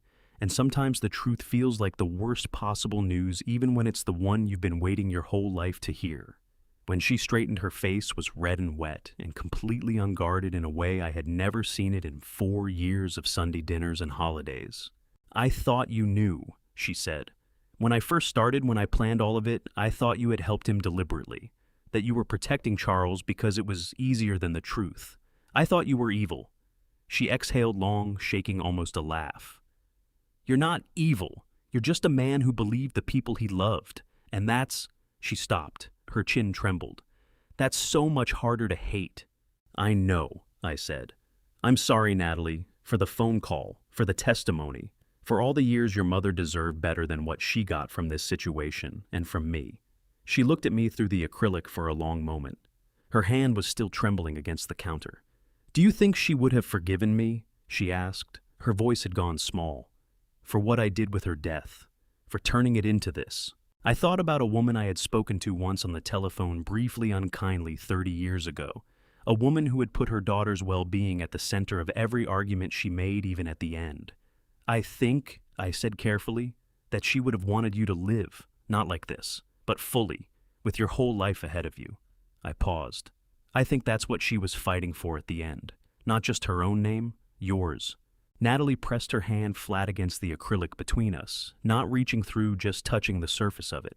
Her eyes were still spilling over, but her voice when it came was steadier. "Thank you," she said, "for the tape, for telling the truth about her." "It's 30 years overdue," I said, "but it's done. February in Hartford is the month the city stops pretending winter is temporary. The courthouse steps were gray with old ice, the kind that forms in the cracks between stone slabs and refuses to leave no matter how much salt gets thrown at it. I stood at the top of those steps with a single sheet of paper in my hand, the statement I had written and rewritten 17 times over 4 months, and looked out at the cluster of journalists' cameras and microphones assembled below. It was not a large crowd. This was not a story that had exploded across national news. It was a local story, the kind that runs on the front page of the Hartford Courant for 3 days, and then gets filed away in the archives alongside all the other local stories about institutions failing people who trusted them. But the people who were there were paying close attention, and that was enough. DA Michelle Rogers stood to my left. She was a compact woman in her mid-40s with the kind of posture that suggested she had spent years learning to take up exactly the right amount of space in a room, enough to command attention, not so much as to invite challenge. She had spent 4 months examining the evidence Leonard and I had delivered in that bank parking lot, and she had done it, as far as I could tell, without flinching once. She stepped to the microphone first.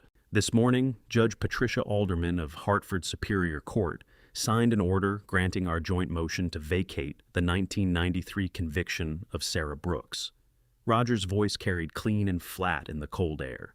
"Following a review of newly discovered evidence, including Ms. Brooks's original stop work report bearing her authentic signature material certification documents, establishing deliberate substitution of substandard steel, and a recorded conversation demonstrating coercion of a key witness, the court has determined that Ms. Brooks did not commit the offense for which she was convicted. Her record is hereby vacated. The City of Hartford extends its formal apology to the memory of Sarah Brooks and to her family." She stepped back. She looked at me. I walked to the microphone. The cold hit my face, and I was glad of it. It gave me something immediate to feel something that wasn't the weight of the paper in my hand, or the awareness of the cameras, or the knowledge of what I was about to do to the reputation of a dead man who had been my closest friend for 40 years. "My name is William Carter," I said. "I was the structural engineer of record on the Riverside Commerce Center project in 1993. My signature is on the documents that approved that building's construction. 3 men died when part of that structure failed." I paused. "Let that sit." I testified at Sarah Brooks's tribunal that the general contractor Charles Harrington was a man of integrity. I believed that when I said it.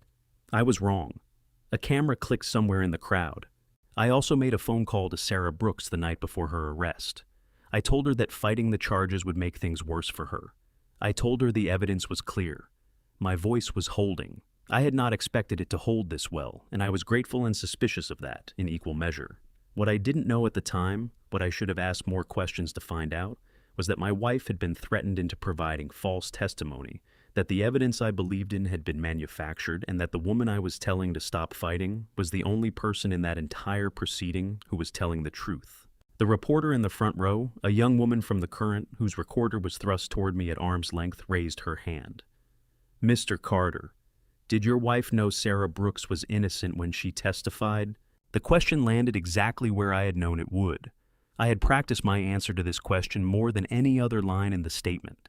Not because I didn't know what to say, but because I wanted to say it exactly right, without softening it into something comfortable, without hardening it into something punishing. "Yes," I said. "She did, and she spent 30 years living with that." A murmur ran through the assembled press. Rogers didn't react. She had known I was going to say it. I stepped back from the microphone.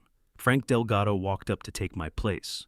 He was wearing his canvas jacket, the same one he had worn to the hospital 4 months ago, and he gripped the sides of the podium with both hands like a man steadying himself against a current. His voice, when it came, was rough and low and completely without artifice. "My name is Frank Delgado. I worked the Riverside site in 1993. I saw Charles Harrington alter the project documents the day after the collapse. I saw what he said to Helen Carter to make her go along with it." He stopped. His jaw moved. I was 22 years old, and I said nothing. I told myself it wasn't my place. I have been telling myself that for 30 years. Another stop longer. I'm done telling myself that. Sarah Brooks told the truth. 3 men died because someone decided profit was worth more than their lives, and a woman spent the rest of hers in a cell for refusing to say otherwise. I'm sorry I didn't stand up 30 years ago. I am standing up now. He stepped back from the podium. His hands were shaking. He pressed them flat against his thighs and stood very straight and looked at no one. The questions came after that directed at Rogers mostly about the civil investigation into the Harrington estate, about the families of the 3 men who had died, about what accountability looked like when the primary responsible party had been dead for 10 years. Rogers handled them with the crisp precision of a woman who had prepared for all of them. I stood to the side and let her. At some point, Leonard appeared at my elbow with my coat, which I had left inside, and had genuinely forgotten about despite the temperature. He draped it over my shoulders without comment. I pulled it on. "You did it," he said quietly. "We were 30 years late," I said. "Yes." He didn't argue with that. "But you did it." Below us on the courthouse steps, a woman I didn't recognize had set a small bunch of white flowers against the base of the railing. No card, no explanation, just flowers going slightly stiff in the February cold. I looked at them for a long time. I didn't feel brave. I didn't feel relieved. I felt the particular exhaustion of a man who has been carrying a load for so long that setting it down doesn't feel like freedom. It just feels like the absence of something that had become, through sheer duration, almost familiar. But the flowers were there. And Sarah Brooks's name was in the public record now, attached to the word innocent, and no one could take that back. That had to be enough.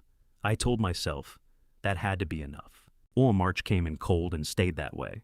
The sentencing hearing was scheduled for a Thursday morning, and the courtroom was smaller than I had expected. Not the high-ceilinged hall of the arraignment, but a narrower room on the 4th floor with wooden benches worn smooth from decades of people sitting in them with difficult things on their minds. The press had largely moved on. The seats behind the bar held maybe 30 people. The DA's team, Leonard, a few journalists who were still following the story, and the families of the 3 men who had died at Riverside, who had been notified of the proceedings and come quietly and sat together in the 2nd row without speaking to anyone. I sat in the 3rd row. Michael was not there. He had called me the night before from his apartment near the hospital. His voice had been steady in the careful way that told me it was costing him something to keep it that way. "I wrote a statement," he said. "I'm going to send it to the attorney to read in court, but I can't be in that room, Dad. I'm not there yet. I don't know if I'll ever be in a room with her again. I understand, I said. Do you think that makes me a bad person? The question hit me somewhere unexpected. No, I said. It makes you a person who almost died eating breakfast his wife made him. You don't owe that room anything. A pause. Then, tell me how it goes. I will. The judge entered at 9:15. The room stood and sat. Natalie was brought in from the side door, in a gray facility uniform, her hair pulled back, her face composed with the rigid precision of someone who had decided exactly how much of themselves they were willing to show in a public proceeding. She sat at the defense table and didn't look at the gallery. Then she looked at me, just for a moment. Something moved across her face, not quite gratitude, not quite apology, but a compound of both that had been arrived at through something harder than either. I nodded once. The judge read Michael's statement aloud himself at the DA's request, and the room was very still while he did. My name is Michael Carter. I am a cardiologist at Hartford County General Hospital, and I am the husband of the defendant. I loved the woman I thought I had married. I am no longer certain that woman existed in the way I understood her to. What I am certain of is that she was also a daughter who lost her mother to an injustice that my own family helped create. I am not asking this court for leniency on my behalf. I am not asking for severity either. I am asking for justice, whatever that means, in a case where the original wrong cannot be undone. I cannot be in that courtroom today. I am not yet able to be in the same room with what happened. But I am still here. I am still trying to understand. And I think that is all any of us can honestly say. The DA recommended 12 years with eligibility for parole after 8 contingent on full cooperation with the ongoing civil investigation into the Harrington estate. The judge accepted the recommendation. When the gavel came down, Natalie closed her eyes for 3 seconds. Then she opened them and looked straight ahead while the officers stepped forward. She stood without being asked. She put her hands behind her back without being told. As they walked her toward the side door, she turned her head and looked at the gallery one last time. Her eyes found mine and held them. She mouthed 2 words, "Thank you." Then the door closed behind her. I sat on that hard wooden bench for a long moment after the room began to empty around me, not quite able to stand up, yet not quite ready to walk back out into the March cold and the ordinary world. Leonard sat beside me and didn't rush me. It was Margaret Spencer who made me move. I didn't know her by sight. I had never met Sarah. Brooks's older sister had never sought her out in the years after the conviction, had told myself, in the comfortable way of people who don't want to feel things, that there was nothing useful I could say to her. She was perhaps 70 silver-haired, with Sarah's same particular way of holding her chin slightly up, as though she had spent a lifetime refusing to be looked down on. She stopped in front of me. She didn't offer her hand. "Mr. Carter," she said. Her voice was measured and careful and gave nothing away. "I'm Margaret Spencer. Sarah was my younger sister." I stood up. "Mrs. Spencer, I'm not here to thank you," she said, not unkindly, just precisely. "I'm not ready for that, and I may never be. But I wanted to give you something." She reached into her coat pocket and produced a photograph, small printed on the kind of paper that suggests it had been developed in a drugstore. At some point in the 1990s, its edges gone soft with handling. She held it out. I took it. It showed Sarah Brooks younger lighter, standing in a park with autumn trees behind her, wearing a red jacket holding a small child on her hip. The child had dark pigtails and a gap-toothed grin, and was laughing at something outside the frame with the total physical commitment that small children bring to laughter, her whole body leaning into it. Natalie, maybe 5 years old. "That was taken 6 months before the accident," Margaret said. "At Keeney Park, Sarah's birthday." Her voice remained even, but something moved behind her eyes that cost her something to keep contained. She was happy that day. I want someone outside this family to remember that she was happy, that she wasn't only what happened to her. I looked at the photograph for a long time.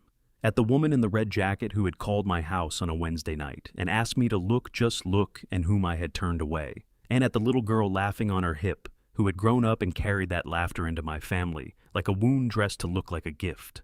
"I'll remember," I said. My voice had gone rough, and I didn't try to fix it. "I promise you, Mrs. Spencer, I'll remember." Margaret Spencer looked at me for one long, assessing moment. Then she turned and walked toward the courtroom door, and I watched her go, and I did not call after her because there was nothing left to call. I looked down at the photograph in my hands. A mother and her daughter 6 months before the world came apart. Just a park, just a birthday. Just an ordinary afternoon of uncomplicated joy. I put it carefully in my inside coat pocket, close to my chest, and walked out into the cold. 6 months after a Sunday morning that had nearly taken everything my son came back to Sunday dinner. He called first, which was new. Michael had always been the kind of person who showed up at the door at your elbow in your life without much advance notice, on the theory that people were more genuinely glad to see you if they hadn't had time to prepare. But he called on Saturday evening and said, "I'm thinking of coming for dinner tomorrow. Rebecca would like to come too if that's all right with you." I had to set the phone down for a moment, just for a moment. "Tell her she's more than welcome," I said when I picked it back up. "I'll make pasta." "Not soup," Michael said. "Not soup," I agreed. There was a beat of something between us, not quite laughter, not quite its opposite, but the particular sound of two people who have been through something terrible together and discovered with a relief too large to name that they are still capable of making the same joke. April had brought the first real warmth of the year to Hartford. I opened the kitchen windows while I cooked, and the smell of garlic and olive oil moved through the house in a way that felt for the first time in a long time like it belonged there. Like the house was still capable of being a place where something good happened. They arrived together at 6. Rebecca Turner was wearing a green jacket and carrying a bottle of Chianti, and had the particular ease of a person who is trying not to be visibly nervous and succeeding about 70% of the way. Michael was thinner than he had been before. His face still carried some of the hollowness that the ICU had put there, but he was standing straight and his color was good, and when he looked at me in the doorway, he didn't look away. "You look better," I told him. "I feel better," he said. "Mostly." He held the door for Rebecca, and she stepped past him into the hallway, and the small unconscious courtesy of it, the way he held it without thinking. The way she walked through it without making anything of the gesture told me more about the two of them than anything either could have said. We ate at the kitchen table with the windows still open to the April evening. Rebecca was easy to talk to, in the way that people are when they have nothing to perform. She asked about my engineering years. With genuine interest, laughed at the right moments, and did not treat the silences as problems that needed solving. Michael ate 2 full plates of pasta and didn't comment on it, which meant he was hungry, which meant he was sleeping, which meant some essential mechanism inside him had started running again.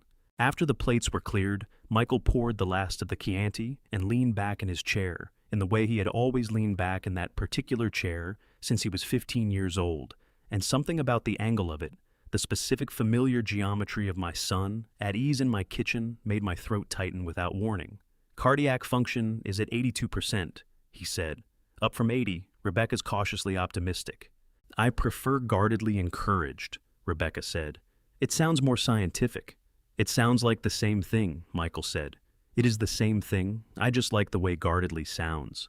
I laughed, a real laugh, the kind that comes from somewhere unguarded, and it surprised me enough that I put my hand over my mouth for a second. Michael looked at me when I did it, and the expression on his face was careful and warm, and something else I didn't have a word for, but recognized as something I had been afraid these past 6 months I might not see again. "I got another letter from her," he said. He didn't say the name. He didn't need to. "Last week. Did you read it?" "Yeah." He turned his wine glass slowly on the table. "She's different in writing, more honest maybe, less performed." He paused. "She asks about me, whether I'm okay." "Are you going to write back?" Michael was quiet for a moment. Rebecca did not look at him, or at me, just looked at her wine glass with the careful tact of someone who understood that some conversations needed to happen without an audience, even a sympathetic one. "Not yet," he said finally. "Maybe not ever. I don't know." He looked up. "Is that wrong?" "No," I said. "It's honest. That's not the same as wrong." He nodded slowly, turned his glass another quarter turn. Then he set it down, pushed his chair back, and stood up. He looked at me across the table, really looked the way he hadn't quite been able to do in the hospital, in the months after, in the careful incremental work of putting the pieces of himself back in order. He walked around the table. He put his arms around me. I held my son in my kitchen on a Sunday evening in April, the windows open, and the smell of garlic still in the air, and I pressed my hand against the back of his head, the way I had when he was small and frightened, and neither of us said anything at all, not because there was nothing to say, but because everything that needed saying was already in the room, had been in the room since he walked through the door, and didn't require words to be understood. Rebecca quietly picked up the wine glasses and carried them to the sink. When Michael stepped back, his eyes were bright, and he blinked twice fast in the way he had done since childhood, when he didn't want anyone to notice that something had gotten to him. "Good pasta," he said. "Your mother's recipe," I told him. "I know." He picked up his jacket from the back of the chair. "She'd have liked Rebecca." "She would have," I said. "Very much." They left just after 8. I stood on the front steps and watched the taillights of Michael's car disappear around the corner of Birchwood Drive, and I stood there for a while after they were gone in the April dark with the warm light of the house behind me. For the first time in 6 months, the quiet felt like something I could live inside of, rather than something I was surviving. October came back around, the way October always does, without apology, without warning, just suddenly there, in the quality of the light and the smell of the air, and the way the leaves on the maples along Birchwood Drive had gone gold overnight while nobody was watching. I had listed the house in August. It sold in 9 days. The new owners were a young couple the Hendersons recently married, expecting their first child in February. They had walked through the house twice before making their offer, and on their second visit, the woman had stood in the kitchen for a long time with her hand on the counter and her eyes moving around the room the way people's eyes move when they are trying to decide whether a space can hold the life they are planning. I had watched her from the doorway and thought, yes, this kitchen can hold that. It held ours for 30 years. The morning of the handover was clear and very cold. I walked through each room one last time, slowly, with the deliberate attention of a man trying to commit something to memory that he knows will blur with time no matter how hard he looks. The kitchen where Helen had cooked Sunday breakfasts for 40 years. Michael's old room still faintly marked on the doorframe with the pencil lines we had used to track his height until he was 14 and declared himself definitively done growing. The living room where the outline of the piano's feet was still faintly visible in the hardwood, 4 small impressions in the wood that no amount of refinishing had quite erased. I stood over those impressions for a while, pressed my foot alongside one of them, thought about what had been hidden inside that instrument for 30 years and the woman who had put it there and what it had cost her to carry the weight of it through all the Christmases and Sunday dinners and ordinary Tuesday evenings that had come after. "You did good, Helen," I said to the empty room. My voice was rough. I didn't try to smooth it. "You kept it. You made sure it could be found." Then I picked up my bag, locked the front door for the last time, and dropped the keys through the mail slot. I drove directly to Hartford Correctional from Birchwood Drive. It felt right to leave the house and go straight to the person whose existence had been the reason the house had held a secret in the first place. A kind of closing of a circle, though circles I had learned rarely closed as cleanly in real life as they did in the telling of things. Natalie was in the facility library when the officer brought her to the visiting room. She was carrying a notebook, not the one Mitchell had found in the East Hartford apartment, which was now evidence, but a new one, its cover, plain blue, its spine still stiff. She set it on the counter between us and sat down and picked up the phone. She looked better than she had in March. Not well, exactly. There was a quality to her stillness that spoke of hard internal work in progress, the kind of stillness that isn't peace yet, but is the thing you have to get through to find it. But her eyes were clearer. The rigid composure of the sentencing hearing had softened into something more genuine and more fragile and more honest. "You sold the house," she said. It wasn't a question. She had somehow known or guessed. 9 days on the market, I said. Young couple, baby coming in February. Something moved across her face. "That's good. It should be full of that." She glanced down at the notebook, then back at me. "I've been writing. Mitchell mentioned you were. The library program, 3 mornings a week." She pulled the notebook closer to her side of the counter without opening it, a small protective gesture. It's not about any of this. Not about the case or Charles or Riverside or any of it." She stopped. Her chin lifted slightly the way Margaret Spencer's had lifted in the courthouse hallway, and I recognized the family resemblance with a jolt that went straight through my sternum. "It's about her, the way she actually was." "Tell me," I said. Natalie looked at the notebook for a moment. Then she began. She told me that her mother used to sing while she cooked, not performing, not consciously, just generating sound the way some people generate warmth, as a byproduct of being alive and occupied. Old Motown songs mostly, Marvin Gaye, The Supremes. Off-key enough that Natalie used to cover her ears and groan as a child, which made Sarah laugh so hard she'd have to set down whatever she was stirring. She told me that Sarah had cut the crusts off her toast every morning until Natalie was 9 years old and announced firmly that she was too old for that, whereupon Sarah had cut them off one final time with great ceremony and said, "Last time, you're on your own from here," and had then, when she thought Natalie wasn't looking, eaten the crusts herself so they wouldn't go to waste. She told me that Sarah had kept the hallway light on every night, even after the electricity bills became something to worry about, because Natalie had been afraid of the dark until she was 11 years old, and Sarah had never once made her feel embarrassed about it. By the time she finished, Natalie's voice was thick and her eyes were bright, and she was gripping the edge of the notebook with both hands like it was something she had almost lost and was not yet quite sure she had found. I spent so long remembering how she died, she said, that I almost forgot how she lived. I think that might be the worst thing I did before any of the rest of it. Then keep writing, I said. Write all of it. Every song, every crust, every light left on. Write it down so it doesn't disappear. She nodded. Her throat moved. I reached into my coat and took out the photograph Margaret Spencer had given me in the courthouse hallway 8 months ago. I had carried it every day since. I set it flat on the counter between us. Natalie looked at it. Her breath caught a small, involuntary sound, like something delicate giving way under its own weight. "Keeney Park," she whispered. "Her birthday." "I know." I left the photograph where it was. "I had a copy made. This one's yours." Natalie picked it up with both hands the way you pick up something that matters. She looked at it for a long time. At her mother, in the red jacket, laughing. At herself, at 5 years old. Laughing back, both of them leaning into it with their whole bodies in the October light of a park in Hartford on an ordinary afternoon that neither of them had known yet to cherish. When she finally set it down, her face was wet and open and completely without armor, and she looked at me across the counter with the expression of someone who has been carrying a very heavy thing for a very long time and has just for the first time been offered a place to set it down. "Thank you, William," she said. Not Dad. William. It was the right word, and we both knew it. "Take care of yourself, Natalie," I said. She'd want that. Whatever else she'd want that. I drove to my new apartment on the other side of the city with the October light coming through the windshield in long gold angles.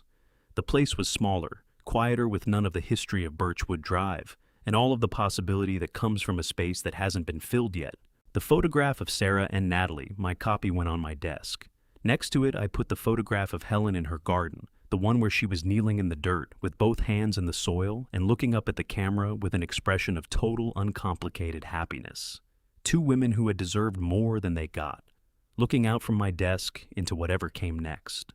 2 years is not a long time in the life of a building. In structural engineering, 2 years is barely enough to observe how a new foundation settles, how a frame responds to its first full cycle of seasonal stress, whether the choices made at the design stage hold up under the weight of actual use. 2 years is when you start to see for the first time whether what you built was built to last. I thought about that on the morning of October 14th, 2025, driving across Hartford to Hartford Community College with the photograph of Sarah and Natalie on the passenger seat beside me, propped against my bag so it wouldn't slide the way you travel, with something you don't want to arrive damaged. The ceremony was held in the college's main hall, a room with high ceilings and good light, and the particular smell of institutional optimism that clings to educational buildings regardless of their age. Folding chairs had been arranged in careful rows. A small podium stood at the front. Behind it, mounted on a stand, was a framed photograph of Sarah Brooks, taken from her nursing school graduation, the only professional photograph that Margaret had been able to find, because Sarah had been the kind of person who stood behind the camera rather than in front of it. She looked out from that frame with an expression that I had come to recognize in the months since Margaret had given me the Keeney Park photograph as characteristically hers alert. Slightly amused quietly, daring the world to underestimate her. I took a seat near the middle. The hall filled gradually around me. Frank Delgado came in and sat 2 rows behind me, still in his canvas jacket, still carrying the particular physical stillness of a man who had set something down that he had carried for a very long time and was still getting used to the absence of its weight. He caught my eye when I turned around and nodded, once the nod of a man who had no words left for this particular situation and had stopped pretending otherwise. Margaret Spencer arrived with two women I didn't recognize family, I assumed from the way they moved together, the way they kept their hands near each other without quite touching. Margaret was wearing a dark blue dress and her silver hair was pinned up, and she looked in the particular October light of that hall like a woman who had decided some time ago that grief was not going to be the last thing she was. She didn't come to sit near me. I hadn't expected her to. Michael and Rebecca came in together 7 minutes before the hour. Rebecca with her green jacket and Michael with color in his face and the easy way of walking that he had been slowly reclaiming over 2 years. He looked around the room until he found me and raised his hand in a small wave, not the careful provisional gesture of the months after the hospital, but something more natural, more like the son I had known before all of it. Rebecca said something in his ear and he smiled and they found seats 3 rows ahead. The ceremony began. A dean from the college spoke briefly and well about the scholarship's purpose, supporting women in skilled trades and technical professions who were balancing work and family and education. Simultaneously, the way Sarah Brooks had balanced all 3 in a field that had not always made room for people like her. Then the first recipient walked to the podium. Her name was Diane Kowalski. She was 31 years old with 2 children under 5 and a part-time job at a hardware supply company and 18 months left in her structural engineering technology program. She was not a polished speaker. She gripped the sides of the podium and looked at her notes and once lost her place and had to start a sentence over, and every bit of it was completely genuine and completely insufficient to contain the size of what she was trying to say. "I almost didn't apply," she said. "I kept thinking, who is this for? Who gets things like this?" And then I read about Sarah Brooks, about what she did, about what she tried to do. She looked up from her notes directly at the room. She filed a report that told the truth when telling the truth was the most expensive thing she could do, and I thought, if she could do that, I could fill out one more form. Her voice wavered and she pressed her lips together and continued. "I'm going to finish this program, and then I'm going to go to work, and I'm going to do it the way she did, by looking at what's actually there and saying what I actually see. That's all I've got. But I think that's what she'd want." The room applauded. I pressed my hands together and felt the sound of it move through me and looked at Sarah Brooks's photograph and thought, yes, that is exactly what she would want. The dean returned to the podium and said a few closing words, and the ceremony was over, and the room began to rearrange itself into the informal patterns of people who have just been through something together and are not quite ready to go back to ordinary life. Michael came to find me first. He put his hand on my shoulder, not the careful, tentative touch of the months after the hospital, but something with weight in it, something that said, "I am here and I intend to keep being here," and stood beside me looking at Sarah's photograph. "She looks like Natalie," he said. "Around the eyes." "Yes," I said. "She does." He was quiet for a moment. "I wrote back," he said, "to Natalie last month." I turned to look at him. He was still looking at the photograph. "Not much," he said. "Just that I hoped she was okay, that I didn't have any answers yet, but I wasn't done trying to find them." He paused. "She wrote back in 2 days. She said she understood. She said she was learning to cook. Apparently the facility has a culinary program, and she signed up." He made a small sound, not quite a laugh, but its cousin. "She said she's making soup." The word landed between us with all of its freight. We both felt it. And then, because 2 years had passed and we had both done the work of surviving them, something shifted and the freight lifted just slightly, and Michael looked at me sideways with his mother's exact expression and said, "I told her that was probably a good sign." This time, it was a laugh. Both of us quietly in the middle of a room full of people who didn't know why 2 men were laughing near a photograph of a woman they had both in different ways failed and been shaped by. Rebecca appeared at Michael's elbow and looked between us with the intelligent calm of a woman who had learned when to ask and when to simply be present. She chose present. She put her hand in Michael's and looked at Sarah's photograph. "She was brave," she said simply. "She was right," I said, which took more. Rebecca nodded as though this required no further commentary, which was one of the things about her that I had come to understand was not simplicity, but its opposite, the capacity to recognize when a thing had been said exactly well enough and not crowded. Frank Delgado appeared at my other side. He stood with his hands in his jacket pockets looking at the photograph, and for a while, nobody said anything at all. Not the terrible nothing of people who don't know what to say, but the full nothing of people who have said most of what needs saying and are resting in what remains. "I'm going to be a grandfather," Frank said finally. His voice was gruff and slightly bewildered the way people sound when something good has happened that they hadn't been sure they deserved to get to. "My daughter, due in March." "Congratulations," I said, and I meant it completely. He nodded, looked at Sarah's photograph one more time. "I'm going to tell the kid about her someday," he said, "when they're old enough, about what happened and what I did and what it cost." He stopped. "I figure that's the least I can do.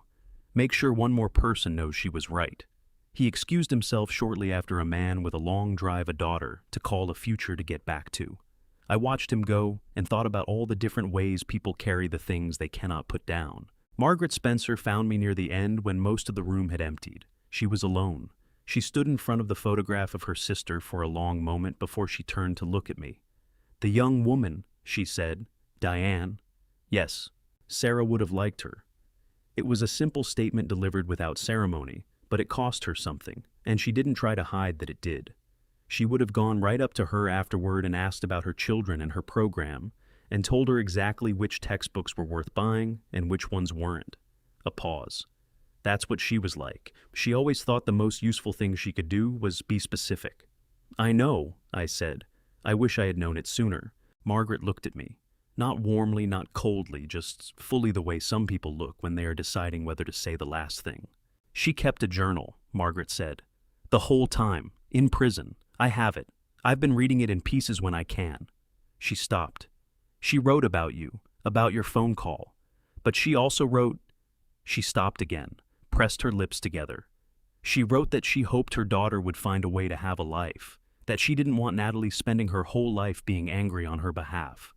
Her voice was very steady, and it was the steadiest thing I had ever heard. "I don't know what to do with that, but I thought you should know she wrote it." I could not speak for a moment. I stood in the emptying hall with October light coming through the high windows and laid both hands flat against my thighs, the way I had learned to do, when I needed something solid and immediate to hold on to. "Thank you," I said.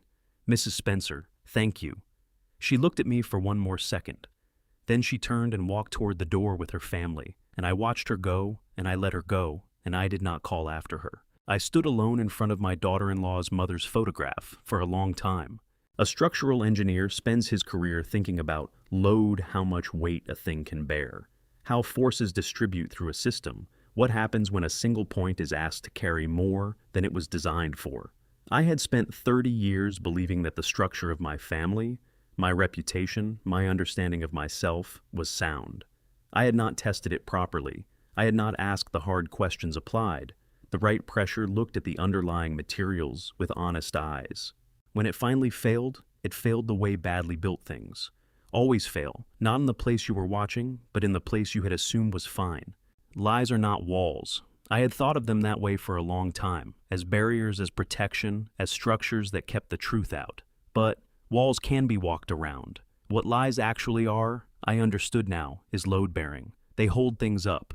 They become part of the structure. And when they are removed, when the truth finally comes in and the lies are taken out, everything that was resting on them shifts. Sometimes it falls.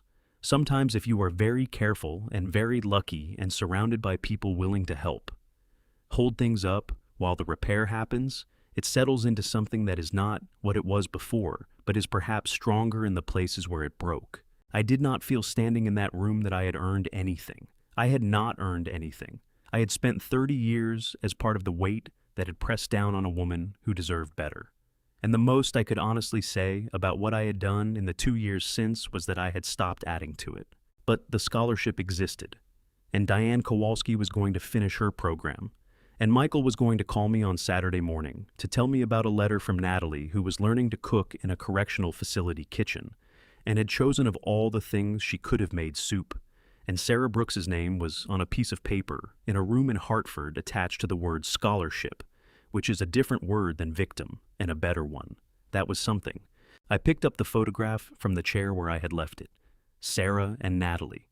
October light. A park. A birthday. An ordinary afternoon of uncomplicated joy, suspended in silver and paper, still legible after 30 years. I walked out into the October afternoon, into the same kind of light, the same season, the same city.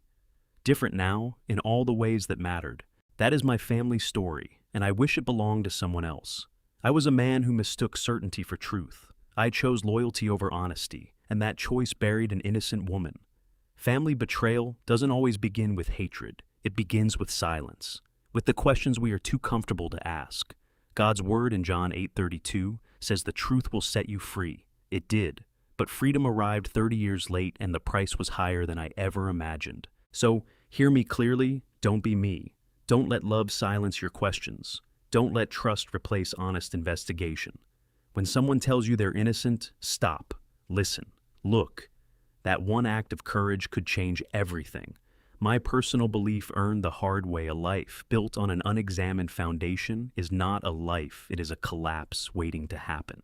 This family story is my warning to you. Family betrayal hides in ordinary moments: a breakfast, a smile, a phone call you never made. If this family story moved you, leave a comment, share it with someone who needs it, and subscribe so the next story finds you. Thank you from the bottom of my heart for staying until the very end. A gentle note: some upcoming stories blend real events with fictional elements, created purely for reflection and education. If that's not for you, no judgment. Choose what serves you. But if you're staying, I'm truly glad.